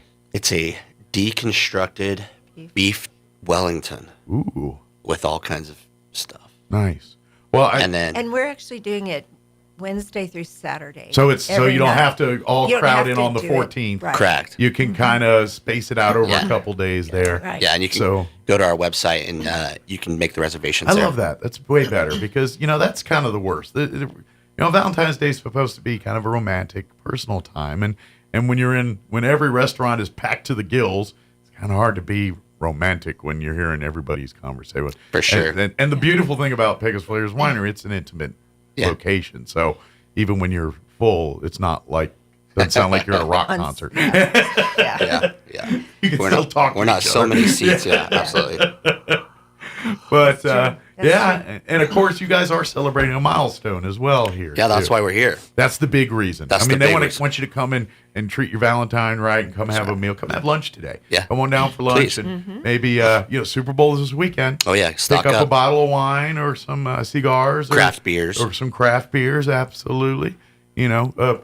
Save that for your good friends. Yeah, get the friends that are get them the cheap stuff. But, right. Y'all have any like $2 wines for those that they can, No, sorry. All right. Just in case, like, where's the good stuff? Where's the $2 wines for my rest of my friends here? But Mike, you got to treat everybody the same. That's true. You don't tell them. but that's the one cool thing, and that's what I always loved about Pecos Flavors Winery is, if you're hungry, come eat. If you want to do some shopping, but you guys have such great. If you're looking for gifts for people or that kind of stuff, you guys have just such unique things that you don't see in other places. So it's kind of like and it's a unique experience because you guys are constantly changing, updating, getting new things or things change. So I would make it, do like a once a week lunch thing, and while you're there, just do a little shopping. We like that. Absolutely. Make it part of like your regular routine. Yeah, for sure. But talk a little bit about the 20 years, what you guys are doing to celebrate that. Well, so on the first week of March, I think it's like the 3rd. Yeah, because officially your birthday's in March, right? The 3rd through the... Yeah, we opened March of 2004. Yeah. 2004. The only reason I knew that because I was looking at the Facebook and I saw everybody was wishing happy birthday. I was like, March. So we're going to be celebrating 20 years in business in Roswell, downtown Roswell. Has it been that long? Yeah. I don't know. Part of me doesn't seem like it, but then part of me seems like it's always been here. So I don't know. No, it's cool. Yeah. That's good. And so, we're going to do a whole week worth of celebration. So we have like Wednesday night, we're going to have Robin Scott perform. Thursday night, we're going to have Ken Barbie and Mike Kelly perform. Nice. Friday night, we're going to have Josh Grider, Drew Kennedy, Walt Wilkins perform. Wow. Saturday night. Kind of an all-star lineup for the whole week there. Saturday night, we're doing a jazz lineup with Ricky Malachi, Michael, and he's going to bring Michael Francis, and he's bringing a few guests. So it's kind of like a mini jazz fest. Little RSO action going on there. Well, so we just wanted to reflect how we started. Yeah. With the people that helped get us started. Sure. And so it's kind of a back to the roots kind of thing. Yeah. These are, Yeah. And if you've never been to the winery, I don't know how you missed it, but actually you should come before March. But yeah. But make it a come. I guarantee you're gonna like it. It's a chill atmosphere. It's very like if you're looking for a place to unwind, have a meal, or do a little shopping, hang out with friends. It's just a good place for that. Yeah. And then we're not done. We're going to cap off the week on Sunday night with a great wine dinner from a new winery called Vara. Okay. Which are they New Mexico wine? Yes, they're based out of Albuquerque. Okay. And so it will be our launch of the Vara wines. New Mexico's kind of growing. It seems like each year I'm hearing about more and more wineries or different breweries that keep popping up throughout the state. So I imagine your selection probably grows as more of these wineries and breweries start popping up. Yeah, so we're excited to bring them in. And isn't it Laurent is involved in it? Yes. Yeah, so Laurent Gruet Okay. from Gruet Wineries. This is one of his new projects. Okay. And it's called Vara. And I think there's multiple owners and winemakers, but he's one of the predominant winemakers. And so, they're they are the only internationally ranked winery in New Mexico, Nice. or in the U.S., excuse me. Okay. Or from New Mexico for the U.S. So that's kind of like putting us on the stage with like Martha's Vineyard, Cali. I mean, maybe not that's Super Bowl, but yeah, we're in those categories. It's with this. one that like you go into any city in America, they usually they're like, oh, I know Gruet or whatever. Gotcha. So this is Laurent Gruet, the founder of that. This is one of his new projects called Vara. So we'll be doing a food and wine pairing, really nice wine dinner. Chef Pete, our chef, always knocks it out of the park. Yeah. So yeah, that's the thing is you kind of there's always something good. There's a different each time is a different meal and things. So that's why each time's a new thing. So you kind of go each time because it's different experience, different. And I know, like you said, your chef's always pretty good at coming up, even with the day to day. Not pretty good. He's really good. But I mean, even with the day to day, quote unquote regular food, he kind of does this thing, but then obviously turns it up a level for special nights. Yeah, so we're excited to just invite the community out and come celebrate us turning 20 years old, and kind of. So what's plans for the next 20? I'm curious, because I mean, as a business, you're never resting on your laurels. You're always wanting to kind of do more and things. Yeah. What do you want to do next with the winery? Do you want to do you want to add? What would you like to add to it, or what would be I wouldn't have ever dreamed 20 years ago that we would be in the place that we are now. Yeah.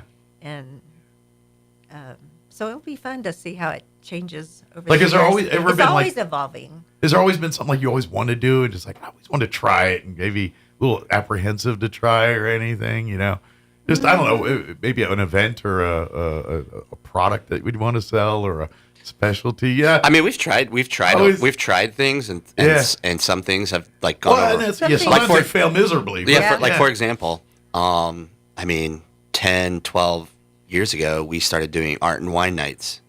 Oh yeah. And I thought like, oh, this is going to be can't miss, right? No, I thought it would be a one-time I thought it'd be like thing. a fad. Like, okay. We're going to do this 4 out. times and it's going to be over. Well, here we are. We still do them once a month. Well, turns out people like to drink and paint at the same time. Exactly. They pay better that way. So it's funny, So like that is like, for example, that's something that has stuck and has done really well. Sure. Something that didn't stick and do really well was one time we tried speed dating, and we did it one time and we were like, okay, we're never doing that ever. again. I think the rule that you need to be in a bigger city for that to work.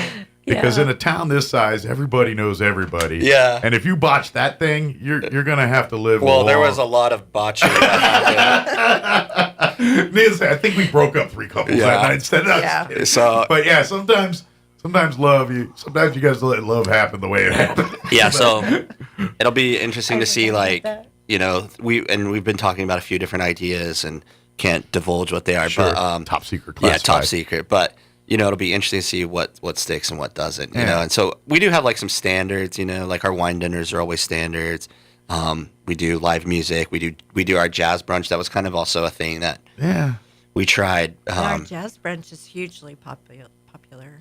Yeah, and that's just it. And what I love about it, it's mostly just word of mouth. Great, you know what I mean? Like you guys have built your audience, so to speak, and so they, all these things that we're talking about are for the clients, and for the regulars are kind of just tradition at this point. It's like, it's that time of year, time for this, and so it's come be a part of that group. Yeah, for sure. So we just want to celebrate with the community, or with the city of Roswell, and kind of thank all the customers and people that have been there with us through 20 years. Absolutely. And then also celebrate as well, and wait for exciting for the next 20 years. Yeah, for sure. Flavors Wineries. Give the hours and everything for folks if they've never been. I mean, currently what we do is we're Tuesday through Saturday, 11 a.m. to 9 p.m. And then the hours for these events might vary a little bit, but we're open. You can check out our website, pecosflavorswinery.com. Call us. You can make reservations conveniently from our website. So you don't even have to leave the comfort of your own home, and just you can click and do our Valentine's reservations on there. And Absolutely. So, and then you can find us on all the social medias. And and guys, they fellas, and I say this for fellas because we're the ones that need to be like this. Do not wait till the last minute. Don't wait till the last minute. But you kind of made it so it's going to be hit proof. It's going to be guaranteed to be a success. All you got to do is just say yes. And check the box and get the thing. Don't try to, what if I do? No. Just they've already nailed the perfect. Yeah. Just say yes. And your Valentine will be happy. Little romantic dinner, a little sparkling wine, a little champagne. Yeah. Yeah. You're all set. Absolutely. So, but again, start booking now and start getting it. And like I said, we're in February. We're already 6 days into February here. So we're just over a week away from Valentine's Day, and fortunately, like you said, it's really Valentine's week there. So, if the 14th's booked up, go for 13th. Yeah, that way you can go on Thursday or Friday or Saturday. Make it Valentine's weekend. A whole day, a couple days of celebration. Yeah, absolutely. So yeah, we're super pumped, and we've got a great lineup, and we're excited to celebrate. So 20 years ago when it started, was it both what it is now, or did it kind of evolve? I mean, was it just selling wines and things at first? That was the vision. And then the food came later, right? Yeah. The vision was just to bring New Mexico wines to southeastern New Mexico because it wasn't available. And so we were basically a retail. Right. And then we got into beer then, and then a little more food. Sure. Well, once you when you do the samplings and things, and naturally food comes next, and so it kind of evolved from probably sampling to a full-on restaurant. Yeah, and then when we moved locations in 2016, that's when we got the restaurant. Yeah, when we moved it into there, because I always so initially the restaurant just kind of evolved into what it is. That was probably initially not part of the equation, right? And then life just said, we should have a restaurant. It's just kind of that's what the people are kind of gravitating towards. And food changes so much, with styles, and so we try to change with it. Sure. And I imagine wine does too. Oh yeah. Like what people were wanting 20 years ago is probably not the same today. For sure. For sure. I mean, there's probably trends. Like there's always a hot wine or something that is trendy or something that everybody wants. But and then of course there's always your tried and true classics, and so those are always. But the rules even some people are more stringent on white pairs with this and red, and some are other like do what you do, and so you get people that buy that way. We tend to think that we're teaching people and helping them learn about what they can. Everyone can find one that they like. Yeah. So we try to get them out of that. Some just take a little bit more samplings to find the one that's perfect for them. Yeah. Because some people are just... Well, and it goes in like population of generations, right? So like a few years ago, Moscato was the number one seller in the world. Okay. And it's because the baby boomer generation had all these kids that grew up on sweet juices and Coca-Cola and all this stuff. So then as they became adults, their flavor profile was I like these sweet things. So Moscato is a sweet white wine. And so that was just going nuts. And we saw it too. It was just like, and then all the wineries, it's like every winery had a bottle of Moscato and 30 different labels, you know? Well, now that's totally gone. Like, you don't even hear about that anymore. Huh. So it's interesting, like, as you see generations of people turning 21 or like groups of people aging into legal drinking age, right, or legal, you know, consuming age. Absolutely, yeah. Those trends go with them, you know. Absolutely. And then also like culturally, like when that movie Sideways came out. Yeah. And they bashed. It's a funny movie, by the way. They bashed Merlot. Merlot sales dropped nationwide. Wow.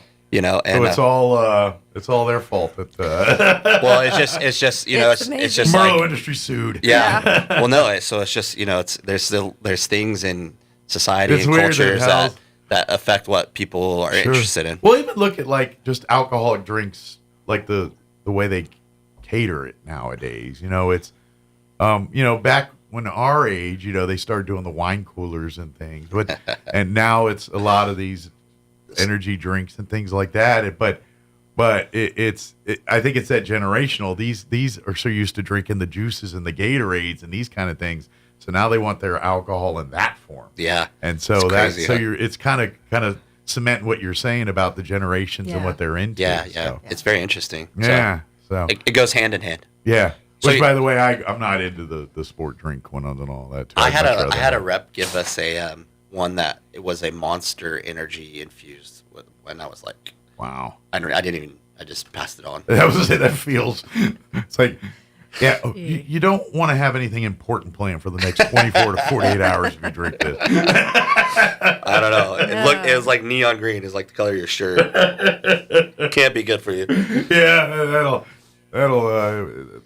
Does it look like antifreeze coming out too? Anyway. But don't worry. If you have questions about any of that kind of stuff, your staff can help you navigate through we all offer that. We offer mocktails, and you know, we have great restaurants. So like, even if you know, wine or craft beers or anything like that is not your thing, we still would love for you to come in and eat a great salad or have a great dinner. You know, if you love New Mexico, just cuisines and things, just because you guys sell the jellies and the salsas, the green chili jelly, the green jelly. You know, you sell New Mexico things that aren't necessarily beer or wine, or I mean, you know, you guys do the gift baskets and everything. So, like, if you're looking for people that love collections of New Mexico or things that represent New Mexico, Pecos Flavors Winery is kind of a place that you can buy anything that kind of is New Mexico. That's if you're looking for New Mexico themed gifts and things.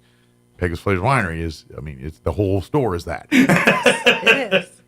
The only thing you can't give as gifts, well, you get if they're with you, is lunch. You know, you get a gift card. That's right. You can't get a gift card that you can put in an envelope. That's right. But not a sandwich or nothing. I don't recommend that. No, but come on down. Come today for lunch. Come and do that and get your reservations now for Valentine's Day and also for the 20th anniversary celebration here in March. Yep. I know March feels like a ways away, but it's next month. And February's a short month. Even with the extra day, it's still a short month. So it'll be March like next week. So yeah, we're excited. Yeah, so come on down. And then, like I said, if you've never been in, then make today your first time. Come in. If you do, first time, bring your wallet because you're going to be like, ooh, I want that. Ooh, I want that. I want that. And you're going to, and come even slightly hungry, might as well just sit down at the table and eat. You're going to, as soon as you smell and everything, you're going to want something to eat. So, good deals. Is there anything we missed, guys? Is there anything we wanted to share or anything we wanted to talk about? I'm sure we'll this is kind of our first little trickle out of a press release that we're going to be doing this, so you'll see more come in. Yeah, more as we get closer to the March haven't really date. Launched it publicly yet. This is just kind of a teaser. Just kind of get your pregame notice that we're going to start doing that. But but we really did. This is kind of not a last minute, but right on time notice for Valentine's Day. That's right. This should be the time. The time to start that. making your Valentine's Day reservations right now. Don't wait till next week. Get it done this week. Get it done. Get it done today. You know, matter of fact, at 10 o'clock or 9 o'clock here, as soon as Josh and Cindy roll out, let me get a chance to get back to the winery here, and then you give them a call and make a reservation. You can just do it online. Yeah. That's right. You can do it online in your underwear. That's right. You don't have to tell us. You can do whatever you want to. So. Well, thank you. Yeah, thank you very much. Thank you. We'll see you next time here, and I imagine you got a few fires waiting for you at the store. We hope not. Proverbial. Thank you, guys. I appreciate it. Thank you. All right, it is 8:40. Let's go ahead and pause for news and your Chaves County sports update as well. Don't go away. Now for your Pecos Valley News Update, I'm Jared Cirillo.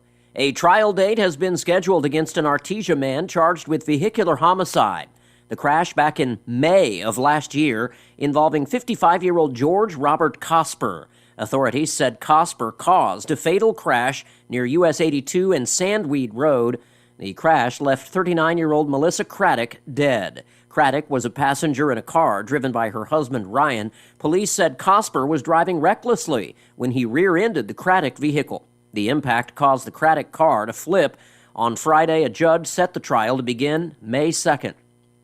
The Artesia Police Department is cracking down on illegal railroad crossings, but lots of people are expressing their displeasure. Artesia police officers say they'll be out looking for drivers who do not stop for the red lights prior to crossing railroad tracks.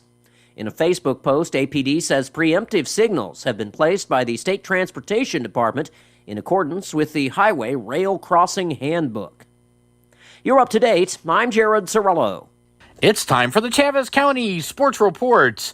The Roswell Coyotes girls basketball team really put itself right in the thick of a very tough district race by winning at Carlsbad on Friday night, 41-38. Roswell is now 11-10 overall and 1-1 in district play. And the task will be tough Friday night playing against a Clovis team that's also got a very good record. The Goddard Rockets, meanwhile, were playing Friday night as well, but they lost to a tough Portales team by a score of 49-34. Goddard is now 7-13 overall, and that was their district opener, so 0-1 in district play. The Lady Rockets, will be playing at Lovington tonight at 5:30, and that'll be followed by the boys game, which should start right around 7 o'clock. The Sports Report brought to you by DSI. Call DSI for all your office technology needs. I'm Eric Butler at Roswell's Talk FM 106.5. I'm meteorologist Steve Hamilton with your Pecos Valley weather. We'll get a little bit of cloud cover hanging around today. We have a low-pressure trough over eastern New Mexico. Pretty mild, though. Low to mid-60s on the high. Might be a little bit breezy. Overnight, some clouds, low to mid-40s, and then a slim chance of a shower on Wednesday. Most of those will be in the afternoon, but it will be windy with a few gusts around 35 miles per hour, mid-60s. That's your latest forecast. I'm meteorologist Steve Hamilton. All across America, this is the Lou Dobbs Business Report. I'm Lou Dobbs. March cuts less likely. Ford earnings on the way. Stocks slipping to start the week. The Dow Jones Industrial's down more than 270 points yesterday. The S&P and NASDAQ both down as well. More rate cut concerns and mixed earnings reports dragging the market lower. Federal Reserve leaders tempering the expectations for interest rate cuts this week. Fed Chair Powell telling 60 Minutes there's no rush to cut rates. The probability of March rate cuts slipping to about 14% yesterday, down from 80% just 2 weeks ago, according to FedWatch. Ford reports earnings after the close of the market today. More tech layoffs. Snap Inc. cutting 10% of its global workforce. The stock down after yesterday's announcement. More than 30,000 tech workers have been laid off to start the year. Occidental Petroleum warning of a crude oil shortage by next year. The market's oversupplied right now. That's helped keep prices lower despite global conflict. Occidental CEO says the supply and demand outlook will flip by the end of 2025. OPEC forecasting global demand will rise by 1.8 million barrels a day next year. Please join me twice each weekday for the Lou Dobbs Business Report right here. Business news you need to know. Keep listening for more. This is the Lou Dobbs Business Report.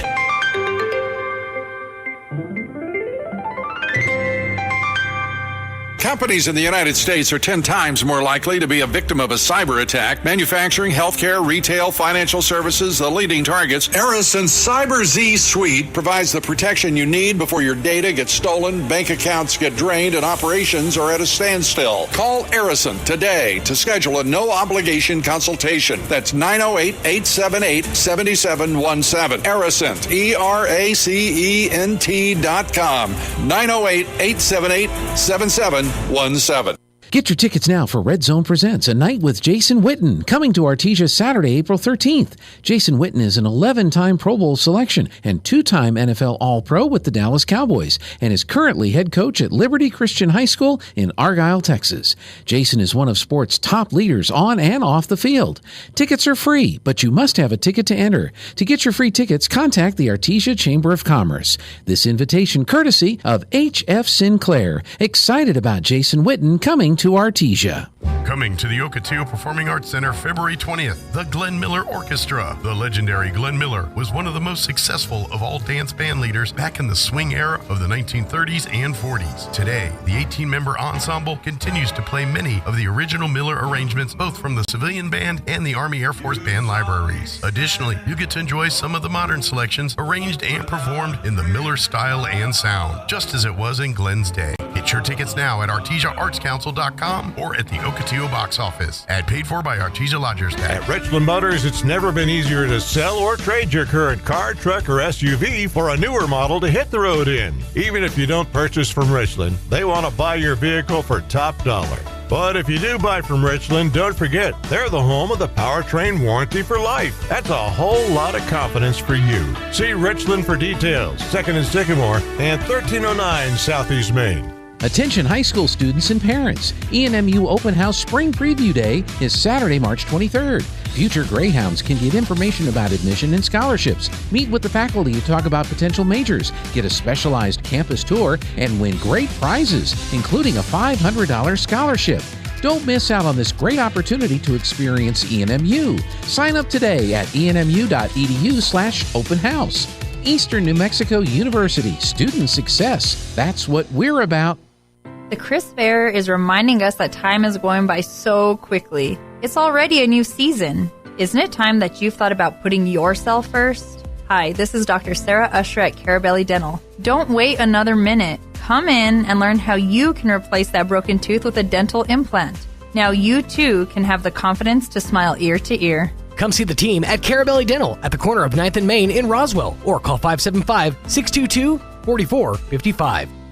Pecos Valley Production is excited to announce their online ordering has never been easier because now you can order from PVP online in Spanish. Simply head for PecosValleyProduction.com and switch the tab on the bottom left of your screen from English to Spanish. Now it's never been easier to get access to the healing and calming products you need simply and affordably. Just log on to PecosValleyProduction.com and switch the tab on the bottom left of the screen from English to Spanish. Pecos Valley Production. Dairy to dank since 2016. Must be 21 or over with valid ID to purchase. Roswell Appliance Outlet. Roswell's new source for appliances is having a store-wide refrigerator liquidation sale. Now that means all in-stock refrigerators are marked down to at least 50% off of MSRP, and they all come with a warranty. With brands you know and trust like Samsung, Whirlpool, and GE, with financing and delivery options available, why go anywhere else? And why pay more? At Roswell Appliance Outlet, scratches and dents will save you serious dollars and cents. Hurry in while the selection is at its best and save 50% off or more during the store-wide refrigerator liquidation sale at Roswell Appliance Outlet, 600 South Main in Roswell.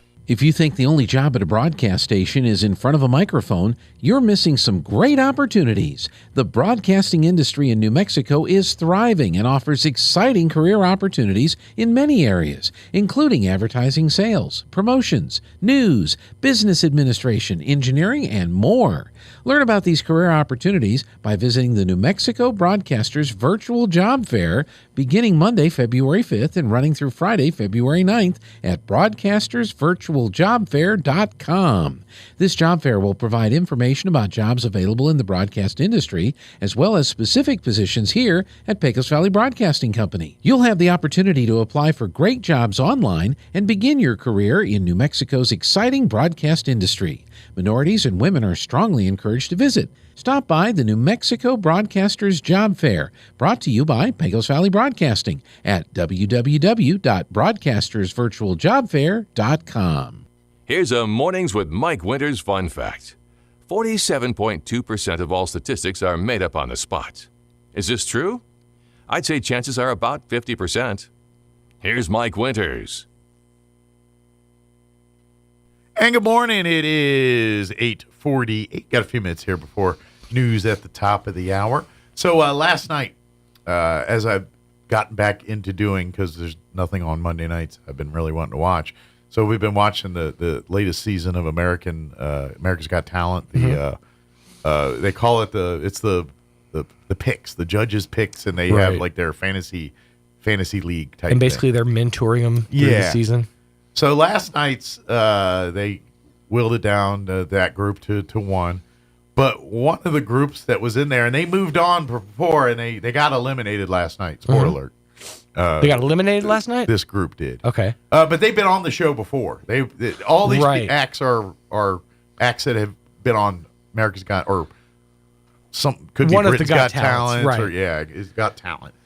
And so it was a country act, and it was 3 women, and they're called Chapel Heart. Right. And they do all original music. Okay. And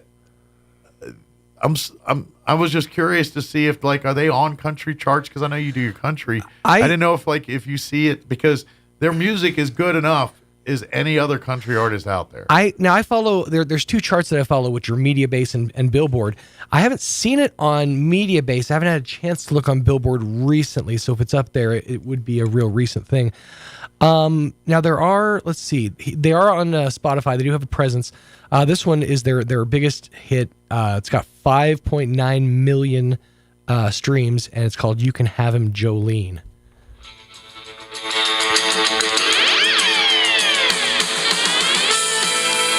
I'm trying to think if this is one they did. Some of them are not the one they did last night.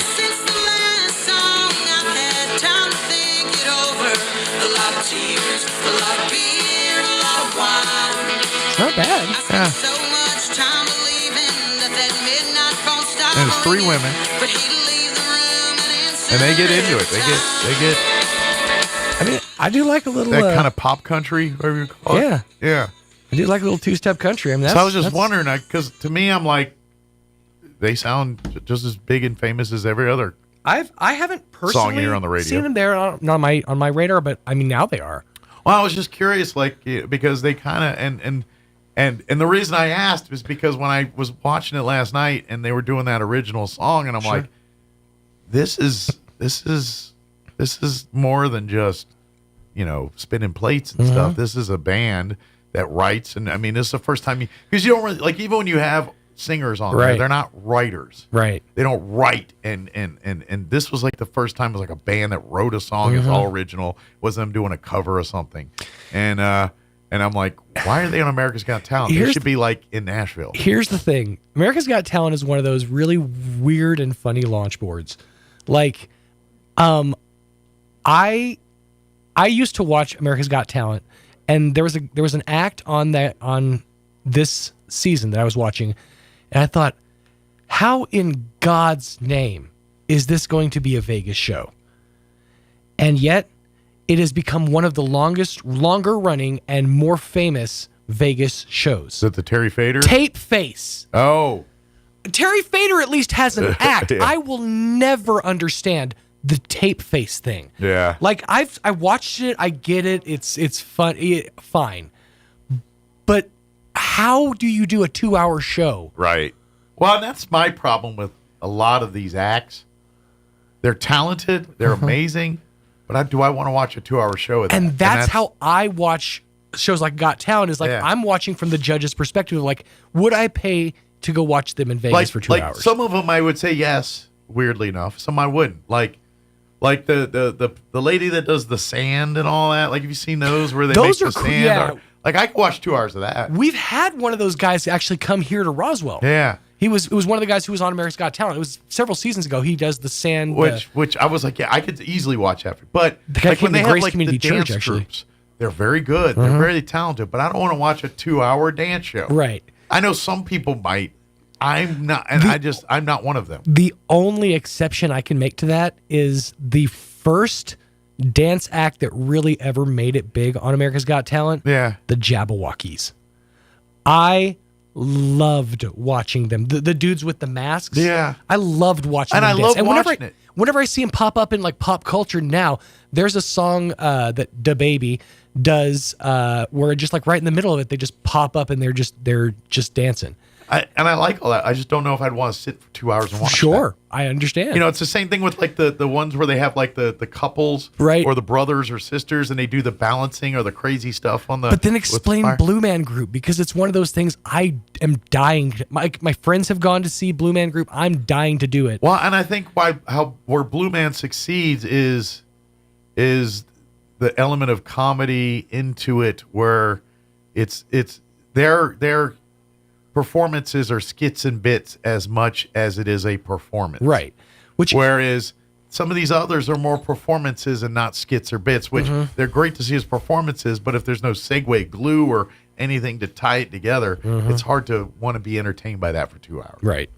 And that's kind of how I view the show. Like, there was a guy, and this is like a decade ago, there was a guy whose whole thing was he built really complex Rube Goldberg like things, and like cards would just like pop off and fly.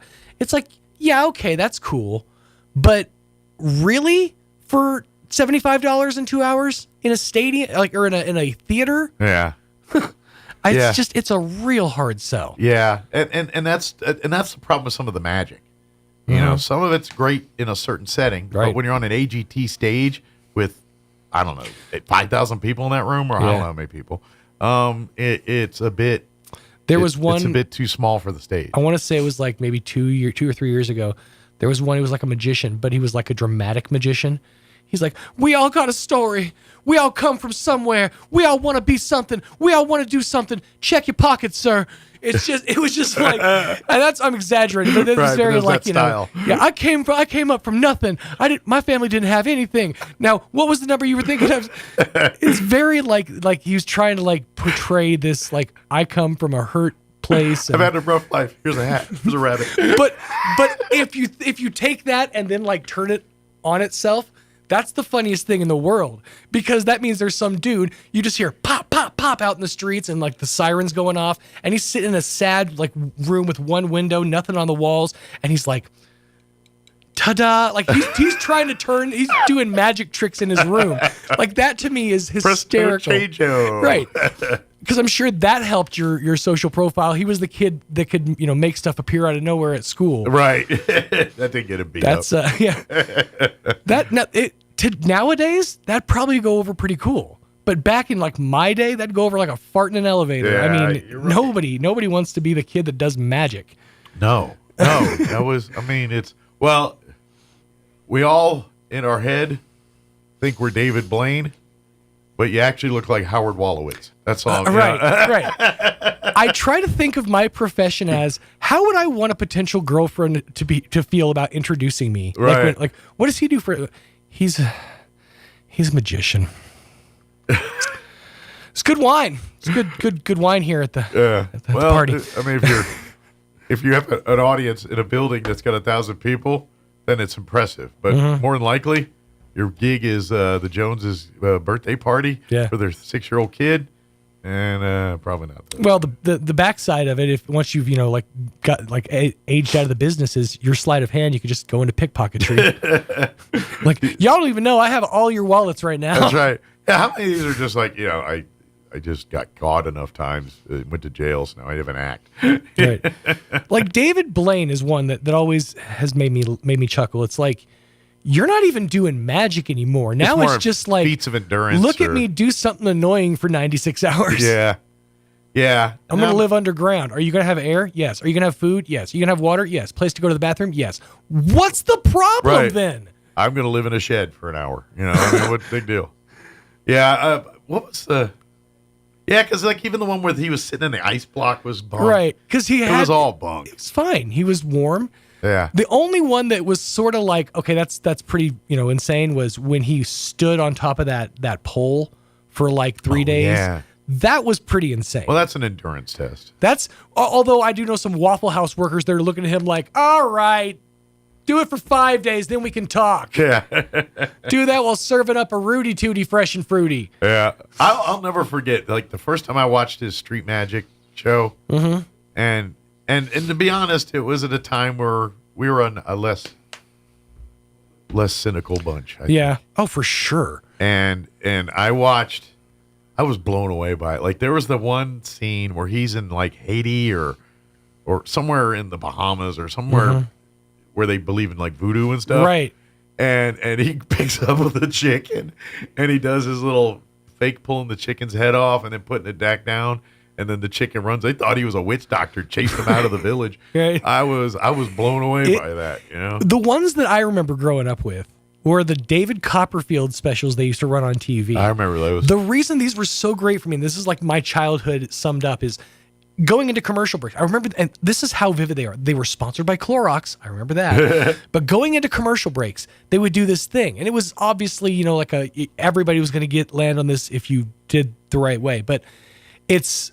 You put your finger on the screen and then like pick a place to put on the screen, and then like somehow it was always where you picked it. Those, yeah.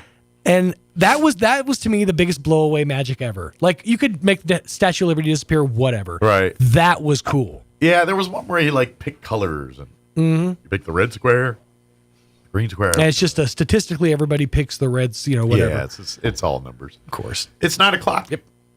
Town Hall News is up next. We'll be back on the other side of news. Roswell's home for talk radio is 106.5 FM, KEND Roswell.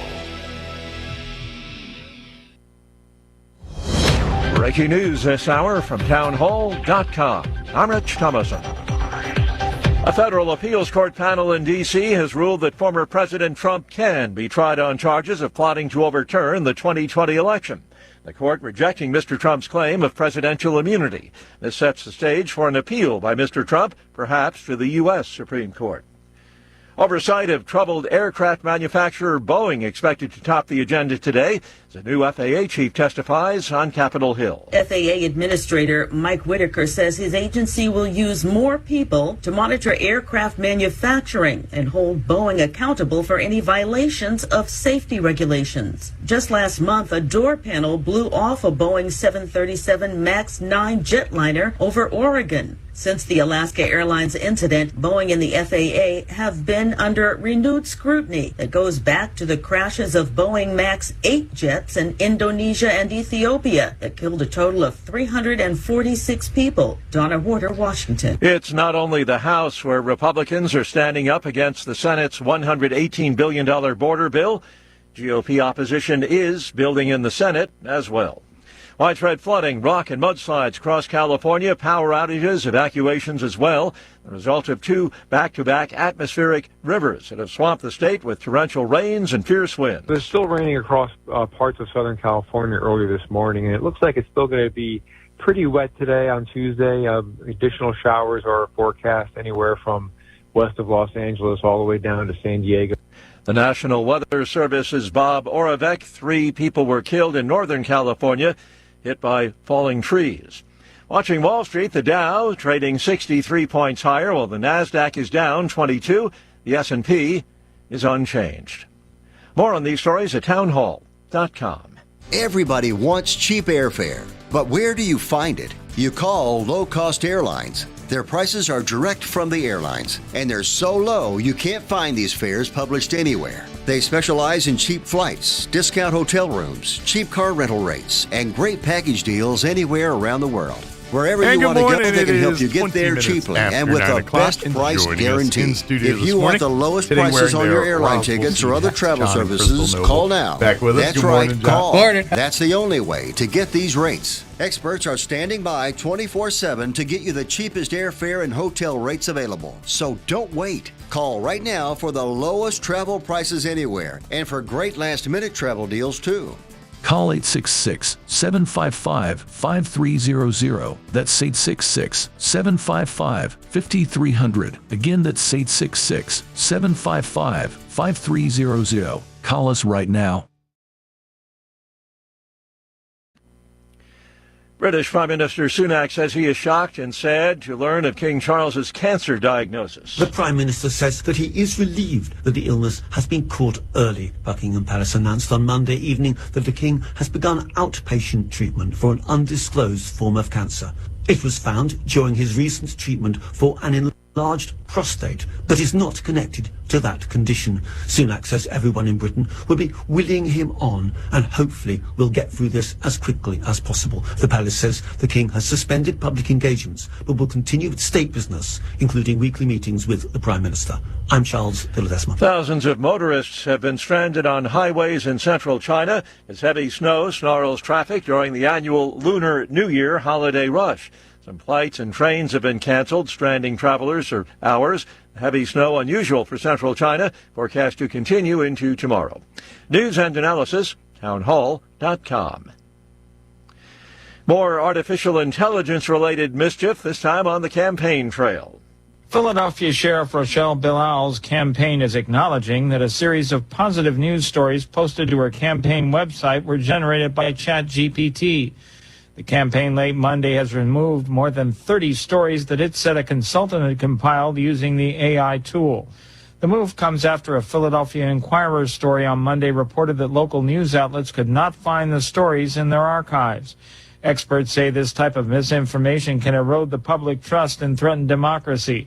Bilal's campaign says the stories were based on real events. Keith Peters reporting. The Mississippi Supreme Court scheduled to hear arguments today over a state law. It would put $10 million of federal pandemic relief money into infrastructure grants for private schools. The grants worth up to $100,000 each. More on these stories at townhall.com.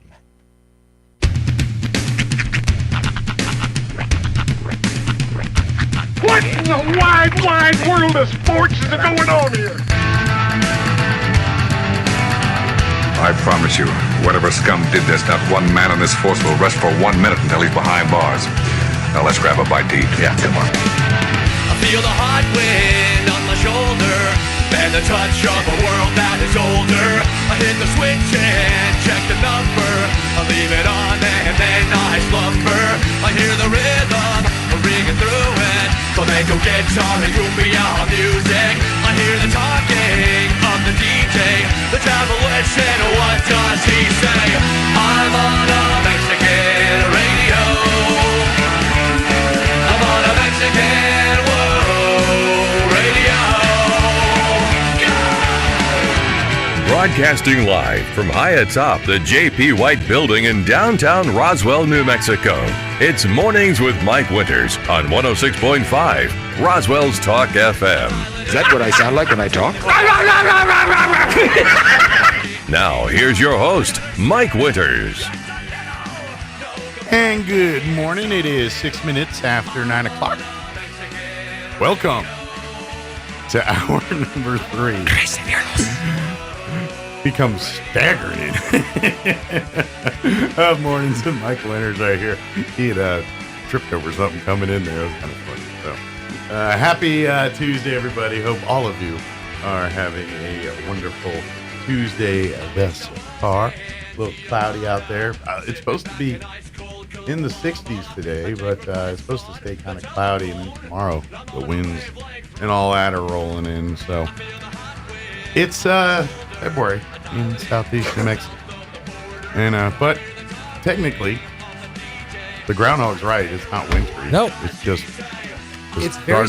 This is very spring-like conditions. Windy, sunny, warm, cold in the morning, hot tamale.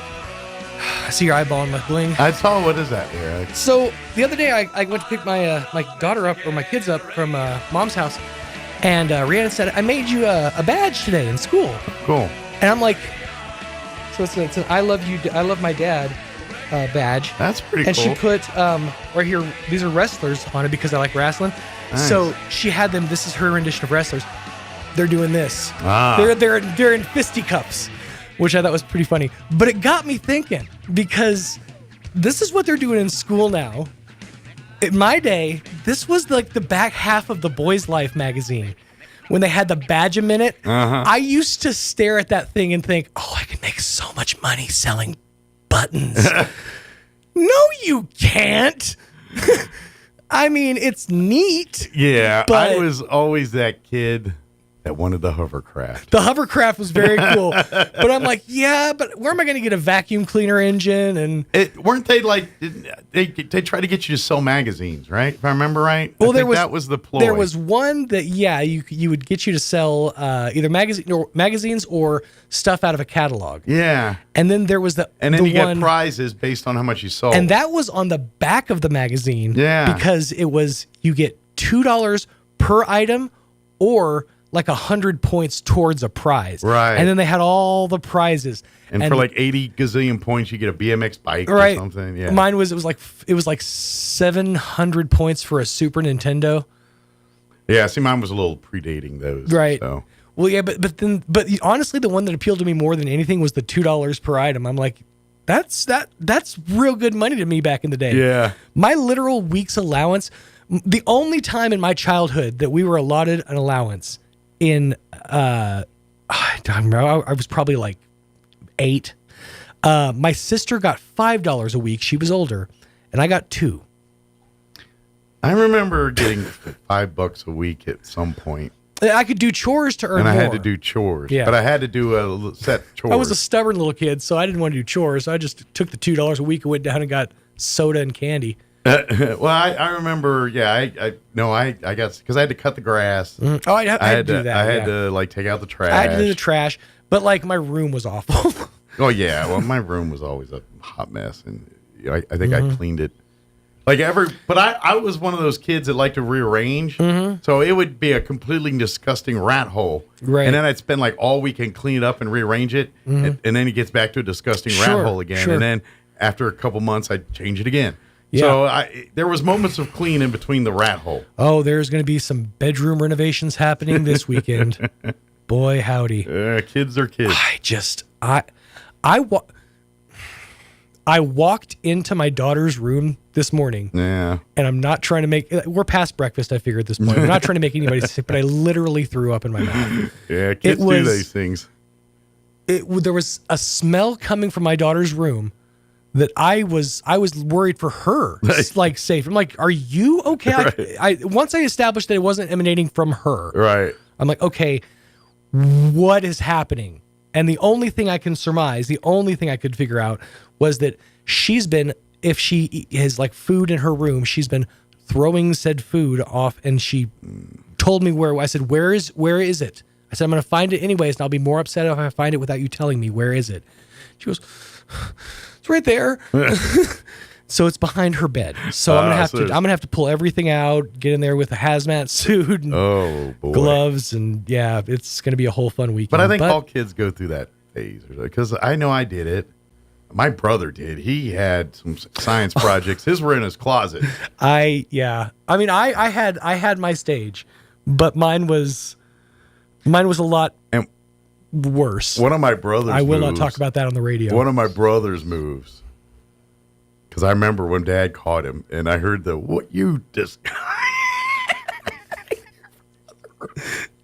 Or what Pandora's box are we opening up right now?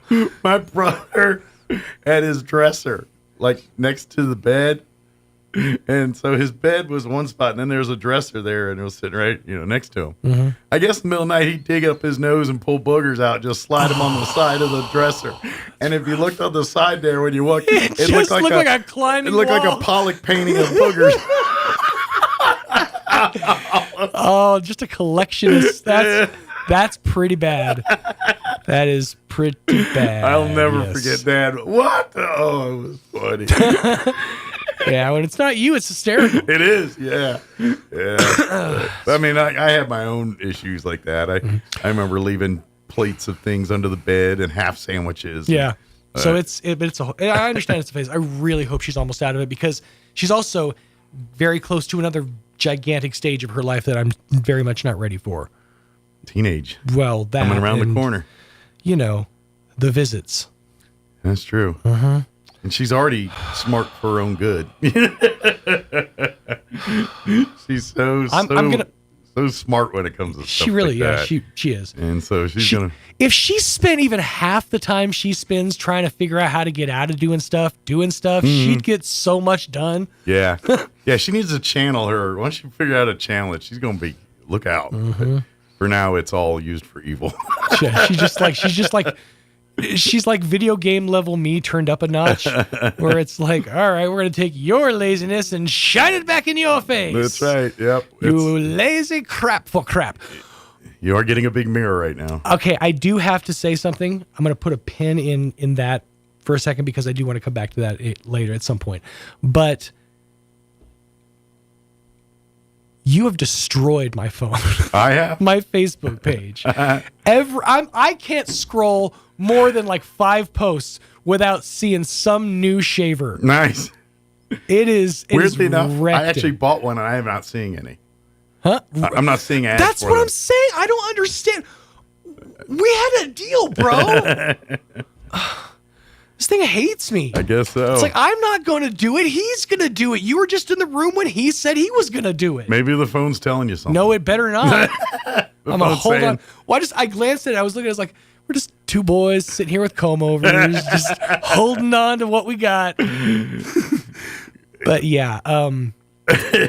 So thank you for that. Well, you're welcome. It's been inundated. Well, and it's weird because I'm not getting it. I was expecting it and I haven't seen it yet. Now that being said, I'm probably gonna get hammered today. Shaver. But, I don't know why saying it that way is not going to stop this one from doing it. I'm about to say it's no. I don't know what's that going to do? I don't know how to beat them. That's the problem. I can't. He's going to get a bunch of no shaved February. Right. No. Shaving your no zone. We're going to replay an interview we had yesterday with the folks from Change Course, New Mexico. They joined us in the 7 o'clock hour. They're a grassroots organization that kind of keeps tabs on a lot of things going on with New Mexico as far as legislature, stuff like that. Of course, they're in a registering to people to vote. That's their big push right now. So they're out knocking on doors and doing that stuff, but they're looking for volunteers. But we had a great conversation with them yesterday, so we're going to play that for you here in just a bit. We don't talk about the shaver during that commercial or during that segment. So, well, it's not going to matter. I'm not going to be in here for that. Well, everyone else's phones are also getting inundated with shavers. I was literally looking at my phone just now, like, should I just throw it out of the room? Like, nah. I'm just gonna bear it. Yeah, but what happens when you leave it to its own devices? What's it going to show you then? Well, that could be worse. Well, okay. So for the longest time, and this is where this is going to happen again. For the longest time, I was getting advertisements for fragrance, the monthly fragrance things, like scent. You ever heard of Scentbird? Yeah. There's a whole like run of companies that are doing, like, they take the designer fragrances. They're like $119, $100 and some odd dollars a bottle, and they give you like a 1.5 ounce 1 month supply that's like enough to get you through a month, and it's like $12 essentially. So like I have one of those. I do scent box, but because I was looking into ordering one, I get inundated with ads for different companies that do the same thing. Gotcha. And I get that with the food one because I ordered one of the food ones, and now I get a ton of the food ones. So just tried one time, and now all of a sudden, try this one. Yeah. No, it's awful. Yeah. All right, 9:16. Here is your weather, and mine too. I'm meteorologist Steve Hamilton with your Pecos Valley weather. We'll get a little bit of cloud cover hanging around today. We have a low-pressure trough over eastern New Mexico. Pretty mild, though. Low to mid-60s on the high. Might be a little bit breezy. Overnight, some clouds, low to mid-40s, and then a slim chance of a shower on Wednesday. Most of those will be in the afternoon, but it will be windy with a few gusts around 35 miles per hour, mid-60s. That's your latest forecast. I'm meteorologist Steve Hamilton. Thank you, Steve. Currently 41 degrees here in Roswell. Humidity is at 62%. Winds are calm at the moment. That will change. Mostly cloudy today, 63 for a high. Winds will be out of the east at 5 to 15 miles per hour. Tonight, mostly cloudy. Overnight low of 43 degrees. South winds at around 10 miles per hour. Windy tomorrow. Mostly cloudy, gradually becoming sunny with a high of 64. Winds will be up out of the south 10 to 20 early, increasing 20 to 30, gusting as high as 40 miles per hour by tomorrow afternoon. Tomorrow night, mostly clear, overnight low of 36 degrees, southwest winds 10 to 20 miles per hour. Sunny on Thursday with a high of 62, Winds breezy out of the west, 5 to 10 early, 15 to 20 for the afternoon. Friday, sunny skies, a high of 63. And then we're looking at a slight chance, Saturday, 61, slight chance, 20% chance of rain, and maybe changing over to snow Saturday night, and then a slight chance of rain on Sunday with a high of 51. All right, 9:18, we're going to take a 3-minute break, then we're going to play our interview with the folks from Change Course, New Mexico. Don't go away. You're listening to Mornings with Mike Winters. Believe it or not, your home insurance company isn't evil. Jennifer from Trustmark Roofing here. A lot of roofers make your insurance company out to be your enemy. They'll talk about fighting and battling your insurance to get you the claim you deserve. But honestly, your insurance company is a group of people just like you and me. That's why we don't treat your roof insurance claim like we're going to war. We treat it like a court case. We provide your insurance company every piece of evidence needed to get you the highest possible claim. We submit photos, videos, detailed documents, and line-by-line estimates. And guess what? Our non-combat approach works. On 92% of roof insurance claims, we get the highest amount the first time. And the rare times we don't, well then, that's when we go to bat for you. Call today for your 20% off coupon for our spring roof and gutter maintenance service. 575-755-ROOF or visit TrustmarkRoofPros.com. Trustmark Roofing, we put people first. Do you feel like time is running out for your to-do list? Don't let wisdom teeth get in your way. Hi, this is Dr. Sarah Usher at Carabelli Dental. Wisdom teeth can cause you pain and a lot of unnecessary downtime. Patients appreciate the ease of wisdom teeth removal while they are comfortable and relaxed in our office. Call us today to schedule your wisdom teeth removal with sedation and let us take the stress out of the situation. Come see the team at Carabelli Dental or call 575-622-4455. Wakefield Oil Company is a name you can rely on with full service at the pump the way it used to be. You can expect service in just 15 seconds. They offer bulk fuel and oil services and even diesel exhaust fluid. Wakefield Oil Company will deliver to farms, ranches, dairies, the oil fields, and more with dependable service you can count on. So the next time you need service or delivery, go with the name that locals have trusted since 1983. Wakefield Oil Company, 311 South Virginia in Roswell. Let them earn your business.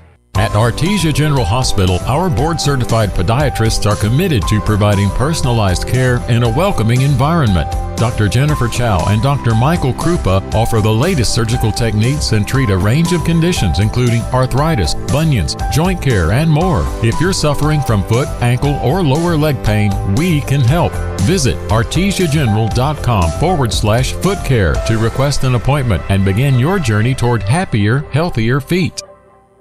Rosa, have you decided where you're going to college yet? There's so many choices. I'm still not sure. Well, I've decided to attend the University of New Mexico. It's the only Research One university in the state. It's the flagship, and their academic programs are among the best in the nation. The University of New Mexico? Can I still apply? Of course. UNM is New Mexico's best university, and residents of New Mexico get preference in admission. Apply now, and we'll attend UNM together. The University of New Mexico, New Mexico's University of Opportunity. Apply today at unm.edu. Here's a Mornings with Mike Winters fun fact. Did you know you share your birthday with at least 9 million other people in the world? Your birthday isn't feeling so special now, is it? Here's Mike Winters. Joining us, and good morning. It is 25 minutes after 7 o'clock, and joining us in studio this morning from Change Course, New Mexico, Tracy De La Rosa, Kathy Crossley, and Donna Johnson back with us. Good morning, ladies. Good morning. Good morning. How are you guys doing today? Doing wonderful. Wonderful. The wind's not blowing. So That's a thankful thing after the weekend of getting pushed from one side of the state to the other here. It's kind of nice to just have not wind. You're like, it's cold, but at least you know you're not feeling your hair just as soon as you walk. I think we need to invest in hairspray over the weekend because I'm sure their stock cleaned up in this part of the country. We're going to have to do something. There's probably none on the shelf. That's right. Well, before we start talking a little bit about what you guys are up to here right now, let's give folks a little bit of background about Change Course New Mexico, about the organization, and talk a little bit about how it came to be. Oh. Tracy, you're up. Okay. Well, and I'll just give my account from where I started. I was actually listening to a podcast right around the start of COVID, and it said, if you want to find out what's really going on, go to a school board meeting, go to a county commission meeting. And I happened to look at my calendar, and the school board meeting was that night. And it was right before school was supposed to open, and I was the only parent there. The only one. You know what's sad is that's very common. Very at common. School board and county commission Very meetings. common. Yes. It is, you know, unless there's a hot button issue, Yeah. there's generally one or two people in the audience at best, you know, and half the time one of those have to speak at some given point during the. So I was on Facebook, and I saw a lady had posted about a protest on Main Street. If you don't like what's going on, so I walked on Main Street.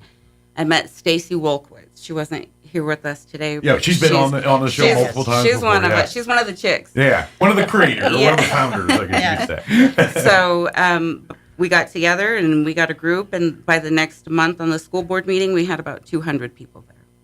So we got people kind of excited and working together, and that's when I started working with Stacy, and changed the name from Concerned Citizens to Change Course New Mexico.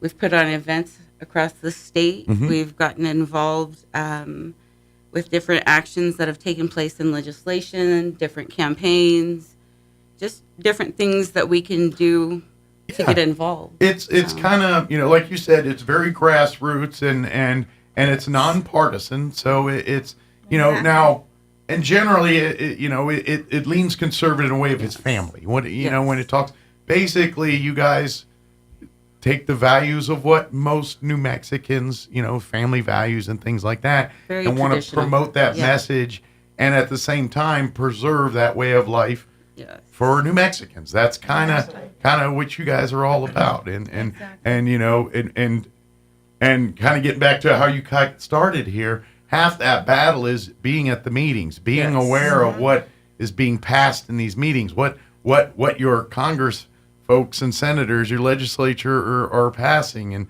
things like that, and that's half the battle, and that's kind of what you guys do is stay on the pulse of things that are going on during the legislative session, you know, getting speakers and getting people and talk and promoting candidates that promote the same values that you guys That's what's so are cool about promoting too. our team is we have someone to do a little bit of everything. Sure. We've got people that speak the legalese. We've got people that are good at analyzing numbers, and not Doing me. research. Right. You know, we've got research people. We've got door knockers. We've got people to do it all. We have people that just share stuff on Facebook or Twitter that force multiply our stuff and let you know what's coming so that you can decide how to vote. Well, in the world we live in now with social media and the internet and all that, that's how you get the word out now. a big deal. It's a big deal. And you know, we have people tell us, "Well, I don't like politics. I don't want to get involved." well, nobody does, but we got to Nobody deal with likes it. politics. I was the first in line on that one. Yeah. But unless you get involved, unless you know what's going on, everything that they do affects your everyday life. Absolutely. And so if you don't like what they're doing, get involved. Change it. Be the change you want to see. Absolutely. Well, put it this way: when legislation gets passed that they know is not going to be very popular with the people, the whole tactic is to do it under the radar to Absolutely. stir as few pots as possible, trying to get this passed. And it's very important for organizations like yourself to not allow that to happen. Right. That's kind of what it is you guys have to be the red flag that raises every time they try to slide something past everybody. And that's how we know that what we're doing is working. In the 2023 legislative session, Better Together New Mexico with everyone put out, I think, over 1 million emails, text messages. 1.3 million. 1.3 million from New Mexico. That's amazing. That's how many was sent to our legislature. Yes. That's the beauty of our organization, because we have sister groups all over the state. Yes. And so we're multifaceted. We get our finger in a lot of pies. I'm kind of curious because, you know, like you said, you guys have kind of spread to where you've got a presence almost all over the whole state now. I'm kind of curious because we live in Roswell, southeast New Mexico.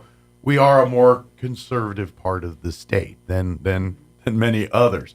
What kind of response are you getting in some of the less conservative, like like the groups in Santa Fe or in I've been to Albuquerque Santa and Fe, some of yeah. our more liberal parts of the state. What kind of traction are you guys getting? I think there? I've been a speaker in, I think, 13 counties now. I've traveled all over, and I went actually to Santa Fe County and spoke at the country club there. Okay. And it was for the Republican women, probably 100 people in the room with me, and let them know about the referendum. And while I was there, I had signs outside letting people know they could come in and sign our referendum petitions. I had Democrats coming off the golf course to come and see what I was doing and leaving and signing my petitions. That's awesome. So it wasn't a partisan. It's a New Mexico issue. Sure. That's what's and that's important. just it. I think if you peel back the layers of the media and the news and what they the agenda that they're presenting to you. Take out 2 or 3 counties, and New Mexico is conservative. Yeah, I think you're going to find out that we're not even that polarizing as they want us to think. That's true. They already want to make you D or R one way or another, big D, big R, and pigeonhole you into one or the other here. But most of us are layers of that in between. And okay, there's a few things over here I agree with. There's a few things over here I agree with. Right. And to be honest, and I say this all the time, that's how good government always happens. Right. When you have all voices represented, Yes. that's when the best policies come to play. It's when they try to shut out the other side that the shady comes in. And so you guys just want to make it so all voices are heard and let the chips fall where they may. And you said it. What we're looking for is representation. Yeah. We don't need leaders. We need representation. We need the voice of the people to be heard in Santa Fe. And I think the people have been told for too long, you don't have a voice because you're in the minority. Exactly. And we're kind of sick of that. We've got this really unique constitution here in New Mexico so that the people-led initiatives can actually affect legislation and make a difference. Sure. And we can do it right now. 2024 is really, really unique.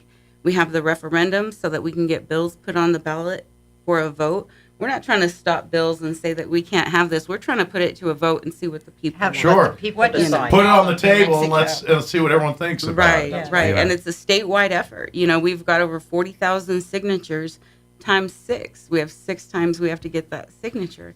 So it's a big movement. And this is something I know just talking with legislators over the years. And is that, especially at the state level or below, they put so much stock in what their constituents think. And so, and I know our local legislators, I've talked to every one of them, and they've told me to a person that if you write a letter or you send an email or you correspond with them and you tell them that you're a constituent in their district, that piece of correspondence gets pushed up to a higher level than one that, like you said earlier, when you're talking about 1.2 million of this getting out, because our legislators get inundated from PAC groups and national things. They're in the system. Like it's like a mailing list, like your junk email. They get the same kind of stuff, from these groups.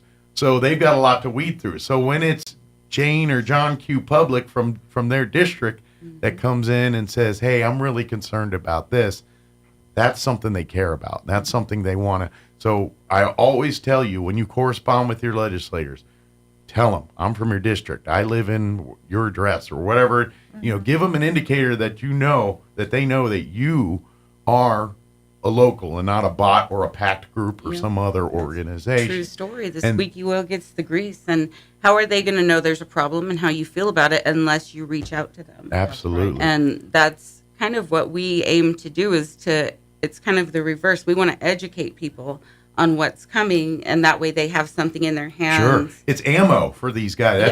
Our legislators, those letters you carry solidifying whatever thing they're trying to change or whatever it is. When they come up with a stack of letters from constituents saying this is a problem in my district, we need to do something about it, that gives them the ammo. That gives them where the political lines blur is when they've got the evidence to say this is what the people want. Right. And that's the one thing that you can do that moves the needle over what's big D or big R on this kind even of if stuff. they're from a different party, people need to remember that if you're a Republican, you don't have to recall the Republican legislators. You can call any of them. Absolutely. Anybody that represents you. They're supposed to represent everyone. Absolutely. Not Not just the just the D or party. DR. Yeah. Not the Exactly. party. Exactly. Just because they are, they are your senator or your representative or your, they're you don't have a Republican senator for the district and a Democrat senator for the district or vice versa. You have one in each district. It's what you get here. Well, so. unfortunately, the parties, if you divide the people, that's what it does is divide the people. Absolutely, yeah. And the label lynching and Well, and it also forces us to pick a side on things that we don't like. Absolutely. There's certain issues that there's I like a little bit of it, but there's other parts I want nothing to do with. Yeah. And I like obviously abortion's a huge button issue, but there's many shades of gray in there on where people agree on what that is. And that doesn't make you a good or bad person because you fall somewhere different in the spectrum of gray there. We all need to discuss that and talk about it. Right. And so that's what you guys do. It is. And it's all grassroots. It's all people that you guys aren't. You guys didn't go to school for political science and all this kind of stuff. You're just moms and family members and workers and just humans living your lives, doing your things. Exactly. And you care about your community, and so you do that. You get more involved this way. Well, and we'd like to leave the same way we grew up is what I would like to leave for the next generations. Amen. And unfortunately, right now, they're not seeing that. No. They're not. I mean, it's just. That's the way it is. No. So if we can institute some change and get some common sense back into government, Sure. maybe we can turn that around. Absolutely. And that's just it. That's all it takes is a couple people doing that kind of thing. That's and then it snowballs into something bigger and greater. And that's what Change Course New Mexico is. It started, like you said, a couple women probably at a Starbucks one day or something, and now here we sit, and that's how it happens. That's and it's all great things. They're like you look at Harvest Ministries down the street, but and serve. That literally started a guy in his car in a trunk, and that now look at where it's at, and that's what we're talking about is this kind of stuff. So people who care. You guys do have a Facebook page called Change Course New Mexico. We do. I encourage people to like and follow that to start with. That way you can kind of see, and I know you guys are constantly sharing information on there, either stories from various parts of the state of things going on or events and things that are happening in New Mexico to invite you to, and obviously if there's things going on in the legislative session, the hot button issues, you guys kind of keep your finger on the pulse of some of that kind of stuff too. We do. So. We put out a lot of call to actions on our Facebook, and we've started a new campaign recently, actually just yesterday. We kicked it off at Zia Guns. What we're doing now is we're going to focus on voter registration. We want everybody voting. We want everybody updating their voter registration. So we're going to do that by door knocking. Good. And we have teams. We have probably the best campaign in the state. And to be right honest, here. When I look at our election times, our biggest issue has been exactly that, is the number of people from particularly southeast New Mexico that don't turning up at the polls. Yeah. Yes. Exactly. And I know a lot of it's that mindset about, can I make a difference? And that's that part where they manipulated and got you to think. And if someone tells you you're wasting your vote, I hate want to hear punch that. people in the face when they We say actually that. work the polls. We're precinct judges here in Roswell every election. I was at Church on the Move, and there were only 200 people that came through. Yeah, that's 200 people, and That that's is- Church on the Move. That's a huge area right Exactly. there. So that's our goal, is to go. We'd like to knock every door in town. So if you see us coming, we should have brought cute little plastic bags with an American flag, and we're gonna go and knock every door and let Good. people know what's going on. Well, that yes, makes a please huge vote. difference. That the personal face-to-face makes a huge difference. It does, because we have people. I live on North Garden, and I've only ever had two people in the last 10 years come knocking on my door. And I live in a huge voting area. So and people are so surprised when we're on the east side or we're on the south imagine side. first it's a little like, what are you doing, my Well, yeah, and that's kind of why we're here. Yeah. We want to let people know we're You coming. should carry, you know what, partner with the Girl Scouts, and then they got a thing of cookies. Yeah, no that's one a turns good down idea. Girl Scout There you cookies. go. So, That's a good idea. So you're saying we need to take a Girl Scout with us? I'm just saying, it's tis the season, kill two birds. You guys will get a lot more invites in with some things. Just saying. There you go. Take note. Take note. And we're not trying to bother people. We're trying Sure. to get information Well, out. exactly. And get But you're everyone right. registered. Get them involved. And you made a good point, because we live in this world of computers and Right. and to be honest, you don't know what to believe, and sometimes face-to-face conversing with someone Right. and talking it that way, people feel more comfortable exchanging ideas and talking a little bit about Absolutely. that, or eliminating confusion It's on almost certain like things. they're hungry for it. Sure. So- I think you're right. And unfortunately, the internet and the news, and that's a bigger problem. When we grew up, you could turn on the news at night and be like, that's the news. You know what I Right. mean? And that's not the case And anymore. get an unbiased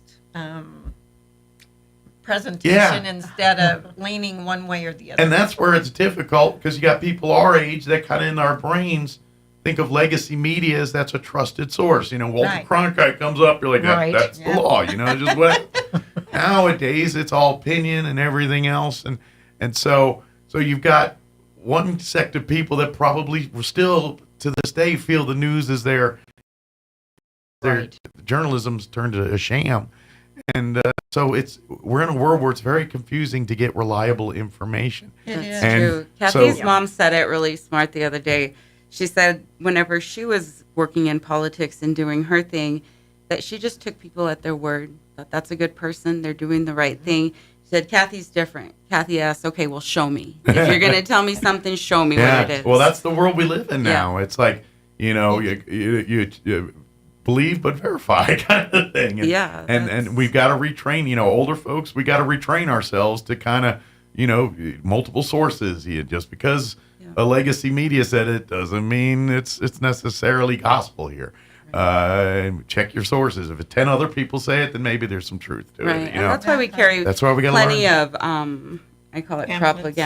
propaganda pamphlets. And, we have links to all of this Yeah. stuff that we tell you. If we have petitions, we have the information, the bills Sure. behind it. And They can look it up themselves, not Right. just take our word for Absolutely. And that's just it. You guys will say, hey, we tell you this, but here, look for yourself. we Here's carry what the it is. Constitution This with is what us. it We is. know it. If you disagree with us, here's the data we're going off of. What do you make of it? That's if right. that's what because is people different. aren't going to sit down and read a whole bill. They're Exactly. way no, too confusing. and they know It's that, and they horrible. do this by design. Absolutely. This is why lawyers make all the money they make, because they can legalese these things up to where That's right. you don't know what you're voting for by the time you finish reading. You're still like, is this a law? I don't even know idea. I mean, that's why they make the jokes like Pelosi said about years ago. We got to pass it to know what's in it. That's a joke, but that ain't that far from being off. I mean, that's the sad part. It is sad. But that's really what you guys are here for, and We're trying to so do. we're and you need more of you. So Most definitely. it's people just like you. If you've got a little time on your hands and a desire to make a difference, that's all it takes. Yep. Even if it's a day a week or a day a month, or whatever Or an you're hour a available. day. And there, like you said, there's many different ways. Whether it's going out knocking on doors and meeting people, or being part of the helping to disseminate information online and things like that, or helping organize and plan some events or research or doing- run for office. Yeah, or Yes. roll up your sleeves and that. Spend a couple months in Santa Fe. Go see what Exactly. it's like. You don't have to be a lawyer to run for office. Well, that's just it. Despite what It's- people it's think, we not just need supposed you to to. be. Exactly. We need It's business supposed to be the people. people. We Yeah. need good business Yeah. people. We need, Congress, U.S. Congress, our legislation is supposed to be made up of people like you and me. Exactly. Average people Every day. from every walk of life, and they take all of their experts and that tease in those areas and pull that knowledge together. And you serve the people. You take your time and you're going to go serve your people. Yeah. It's not about Well, you. and another thing, we've been run by lawyers. There's a bunch of lawyers in Santa Fe, and look where our state is. That's right. Exactly. I mean, we're up at the top and everything bad, and down at the bottom. And I love my state.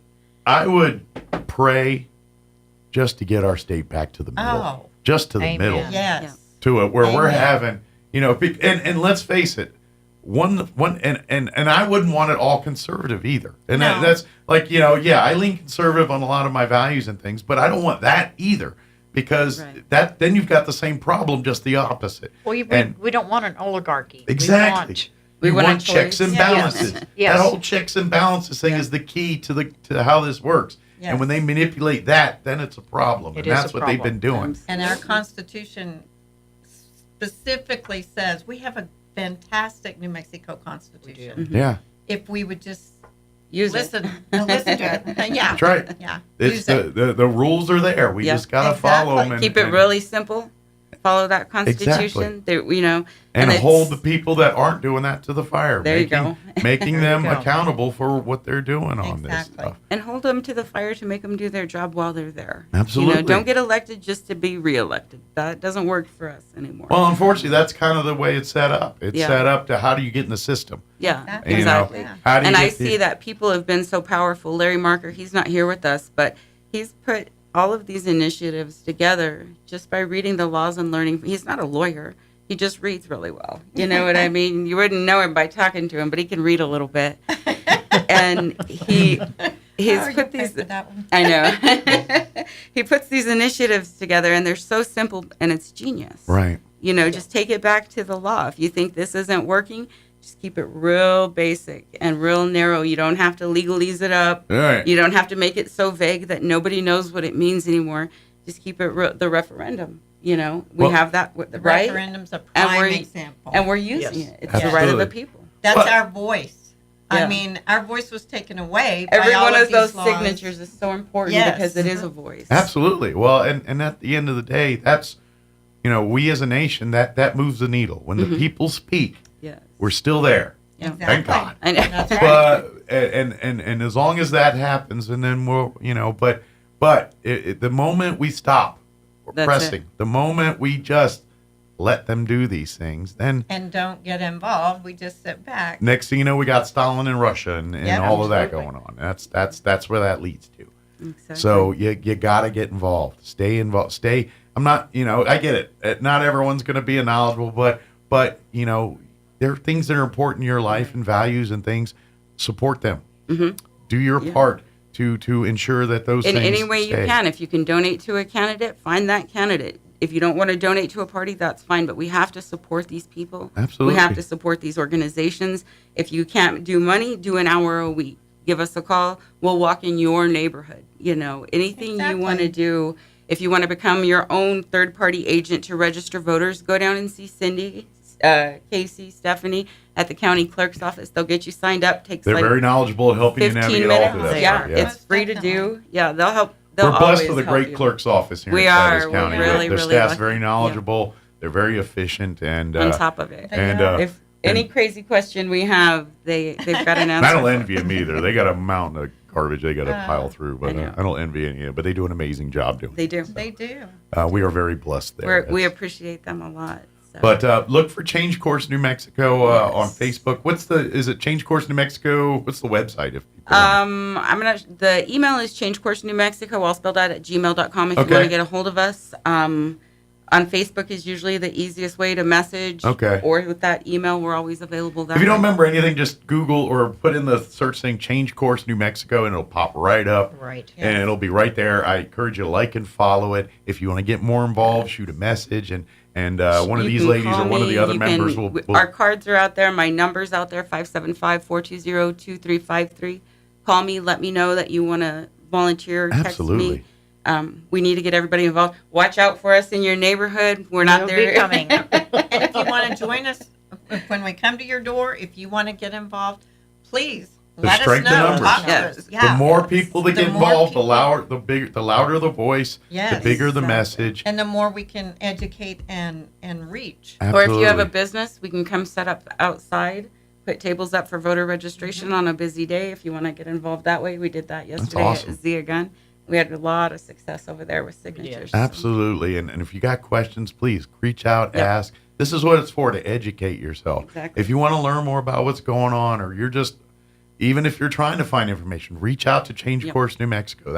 They're in the information business. That's what they do. And Larry Marker has stepped up and he's running for the Senate seat in New Mexico for District 27. Okay. All right. And he's the one that gave us the referendum voice. project. which is our voice. Sure. Everybody. Well, it's brought it back to getting those checks and balances back into our legislature. And grassroots candidates. And that's exactly how you do He it. is a grassroots candidate, and It's time to break up the Kabbalah in New Mexico, and that's is. exactly what's been going on. Yes. And the sad part is we've been behind the 8 ball before this thing was even a state. Oh, I tell people every time, you want to know how this state's screwed up, spend the day in Lincoln, New Mexico, and just read every single sign at the courthouse and all. Go read it, and you're going to see what crap show this state has been as far as shenanigans and shadiness since the dawn of the state. And study the Santa Fe ring. Yes. Have you ever done that? Oh. Yeah. That's eye-opening. That's part. Yeah, we're basically we're grassroots of mafia-like type tactics. Right. That's And exactly. we've got all the potential in the world. Yeah, exactly. And that's why we fight so hard. That's right. We've got the resources here. We could be the Absolutely. wealthiest Yeah. state in the nation. Great resources, great people. Yeah. Just bad leadership. Yeah, We need some You're good right. leadership. So let's change it. Yeah. Change course, Change New course. Mexico. Absolutely. today. So reach out, get in there, get involved, and maybe today's the first day. And start small. Start with coming out and come and do an event. We'll be walking tonight. So we'll be out in the neighborhood up north. So if you see us, stop, talk to us. That's right. We'll have Margaret with us. She's always fun to talk to. So Very good. It'll be a good time. Good deal. Put on a pot of coffee and we'll chit chat. But We'll get get a involved. wagon with coffee. Yeah. But I will tell you this: if you're not happy with the world you live in, and you want to make it better, the only person at the end of the day is going to do the most to do that is you. So you gotta. When I always tell people, no one's going to be a bigger advocate for you than you. So if you want to see what's better, then you are the one that's going to have to make that decision. Are there people to help and guide? Absolutely. But at the end of the day, you've got to put that first foot forward to say, I'm committing to this. Yeah. And once you do, the rest kind of works itself out. That's true. It does. Good deal. Is there anything you guys wanted to share, or anything we wanted to cover that we just got spaced over? Because I'm sure there is. Okay, on Before- March 15th, Yes. we're going to have a viewing of the movie Let My People Go. Okay. By David Clements. All right. And David is coming. We don't have the venue set yet. Okay, so we need to get but you we back will in get back here. to you. We'll Yes. get you back in here in the next couple of weeks once that's all nailed down. And Sounds good. it is officially February now, so February. It is, We I got a know. little less than a month and a half away, and February's a short month, so you'll blink, it'll be over. So, Exactly. although today's leap year, or this year's leap This year, is so leap year. Yes, we do we get get an an extra extra day. year. That's An right. Extra day. So all you people born on the 29th get to actually celebrate your birthday on the 29th. And you have an extra day to get nominating signatures. Right now, if you do want to run for office, your signatures for nominating petitions are due March 12th. All is right. filing day.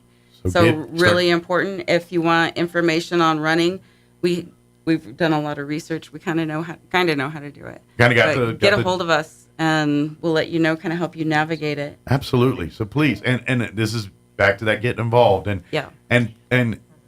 when it comes to our legislature or local or level city council and county commission and these, this is of the people. So important. These are all jobs filled by people that their day jobs are lawyers or farmers or ranchers or store clerks or they're average Janes and Joes, just like you and me. It's not supposed to be professional politicians. So Exactly. the people that are supposed to be in these positions are you and Yep. me and our neighbors and things And like we that. need good people to step up. If you've ever had an inkling to run to be in office, now's the time. Absolutely. Yeah, absolutely. Yeah. Absolutely. It's We have lists, and if anybody's interested, they can get a hold of us of every single position in the state that's up for election this cycle.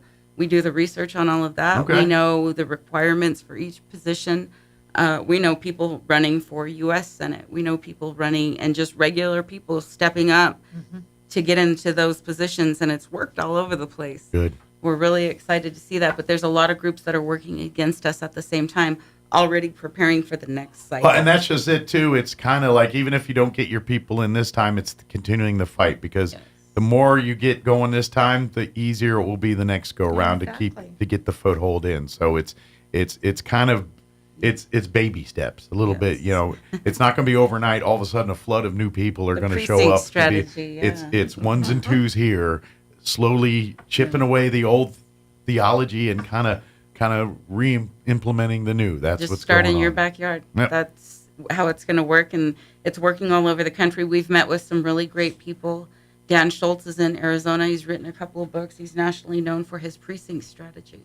And you put people in at the ward level, the precinct level, then the county level, and spread it from there. And pretty soon you've got a fire. Well, now you're starting a movement instead of just a couple people That's right. And your waving their local arms in here foundation. and there. Yeah.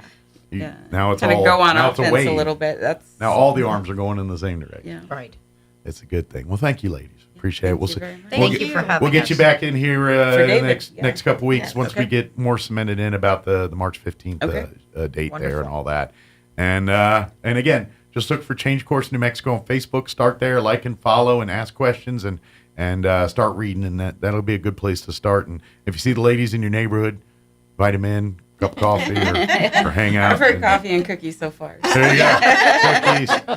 Depending on the day, maybe if it's early or lunchtime, maybe I'll work a burrito in there. Or something.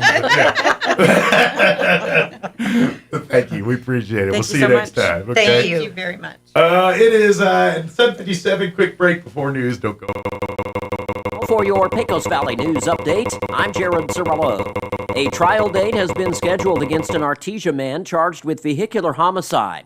The crash back in May of last year involving 55-year-old George Robert Cosper.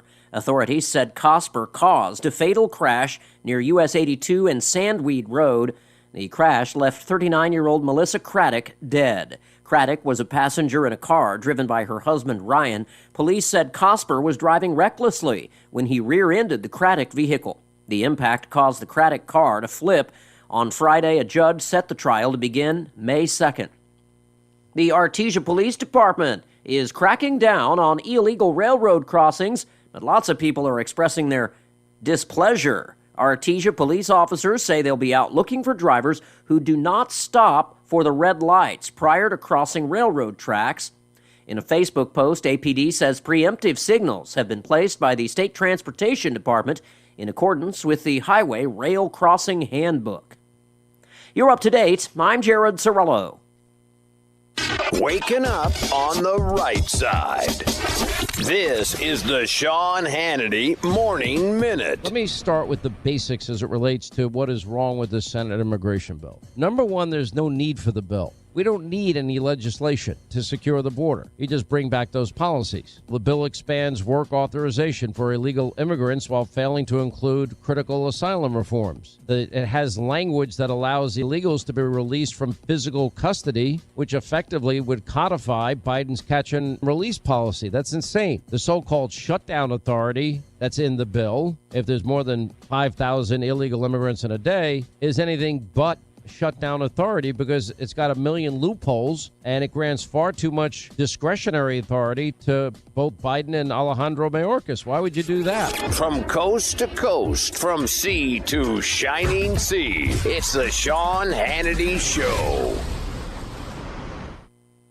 With everything going on in the world today, the war, the inflation, the geopolitical tensions, $33 trillion in national debt, it's no wonder people are looking to diversify their savings with gold and silver.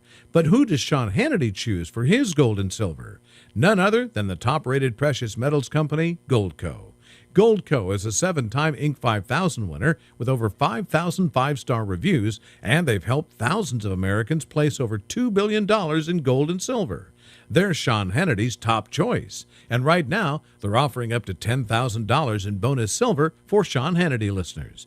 But it's first come, first served, and only while supplies last. So don't wait. Call Goldco at 855-815-GOLD to learn how you could get started today. Tell them Hannity sent you and see if you qualify for up to $10,000 in bonus silver. Call Goldco at 855-815-GOLD. That's 855-815-GOLD. With the Wall Street Business Report, I'm Rich Thomason. Following yesterday's sell-off, Wall Street was modestly higher at mid-morning. The market was rattled by Fed Chairman Powell's suggestion that the Fed is in no hurry to cut interest rates. The financial markets have been hoping that an interest rate cut would be imminent. Honda is recalling over 750,000 vehicles in the U.S. A faulty sensor could cause the front passenger airbags to inflate when they're not supposed to. The recall covers much of the Honda and Acura model lineup from 2020 to 2022. A popular diabetes treatment pushed Eli Lilly past fourth quarter expectations, and the drug maker expects 2024 to turn out largely better than expected as well as new products build momentum. Shares of EV maker Tesla continue to slide, falling more than 2% in pre-market. Streaming music and podcast platform Spotify jumped more than 6%. For the Wall Street Business Report, I'm Rich Thomason. Can't hear as well as you used to? That can happen to the best of us. But when you can't hear people speaking or birds chirping, it's time to take action. That's when it's time to call Howard Allman with Here on Earth Hearing Care Center. Howard has been helping people hear better for over 55 years. Howard is who helps the Artesia seniors with servicing their hearing aids of all makes with free cleaning and hearing evaluations. And he's ready to help you. Howard can share with you information on Audibel Intrigue AI hearing aids with many features you might not expect a hearing aid can do, such as using your hearing aids to stream calls, music, and more. Plus, health monitoring, count steps, even fall detection, all built in. Meet face-to-face with someone who can help you choose the right hearing aid for you. Call Howard at 575-622-0375, and he'll be glad to set up a time to meet with you. That's 575-622-0375 for Howard Allman of Here on Earth Hearing Care Center. The Artesia Arts Council presents Mr. Ho's Orchestratica, Thursday, February 15th at the Ocotillo Performing Arts Center. Percussionist Brian O'Neill leads a team of 5 musical creators. Mr. Ho's Orchestratica renders O'Neill's original compositions and curious arrangements of Bach, Gershwin, Shostakovich, and John Adams into cinematic layered music for armchair travelers ready to journey off-road. Tickets on sale now at artesiaartscouncil.com. Don't miss Mr. Ho's Orchestratica, Thursday, February 15th at the Ocotillo Performing Arts Center. Ad paid for by Artesia Lodgers Tax. Your home for Sean Hannity in Roswell. 106.5 Roswell's Talk FM, KEND, Roswell, New Mexico. And that's going to do it for us. Have a great day. We'll talk to you bright and early, 7 a.m. tomorrow. Take care, everybody. Breaking news this hour from townhall.com.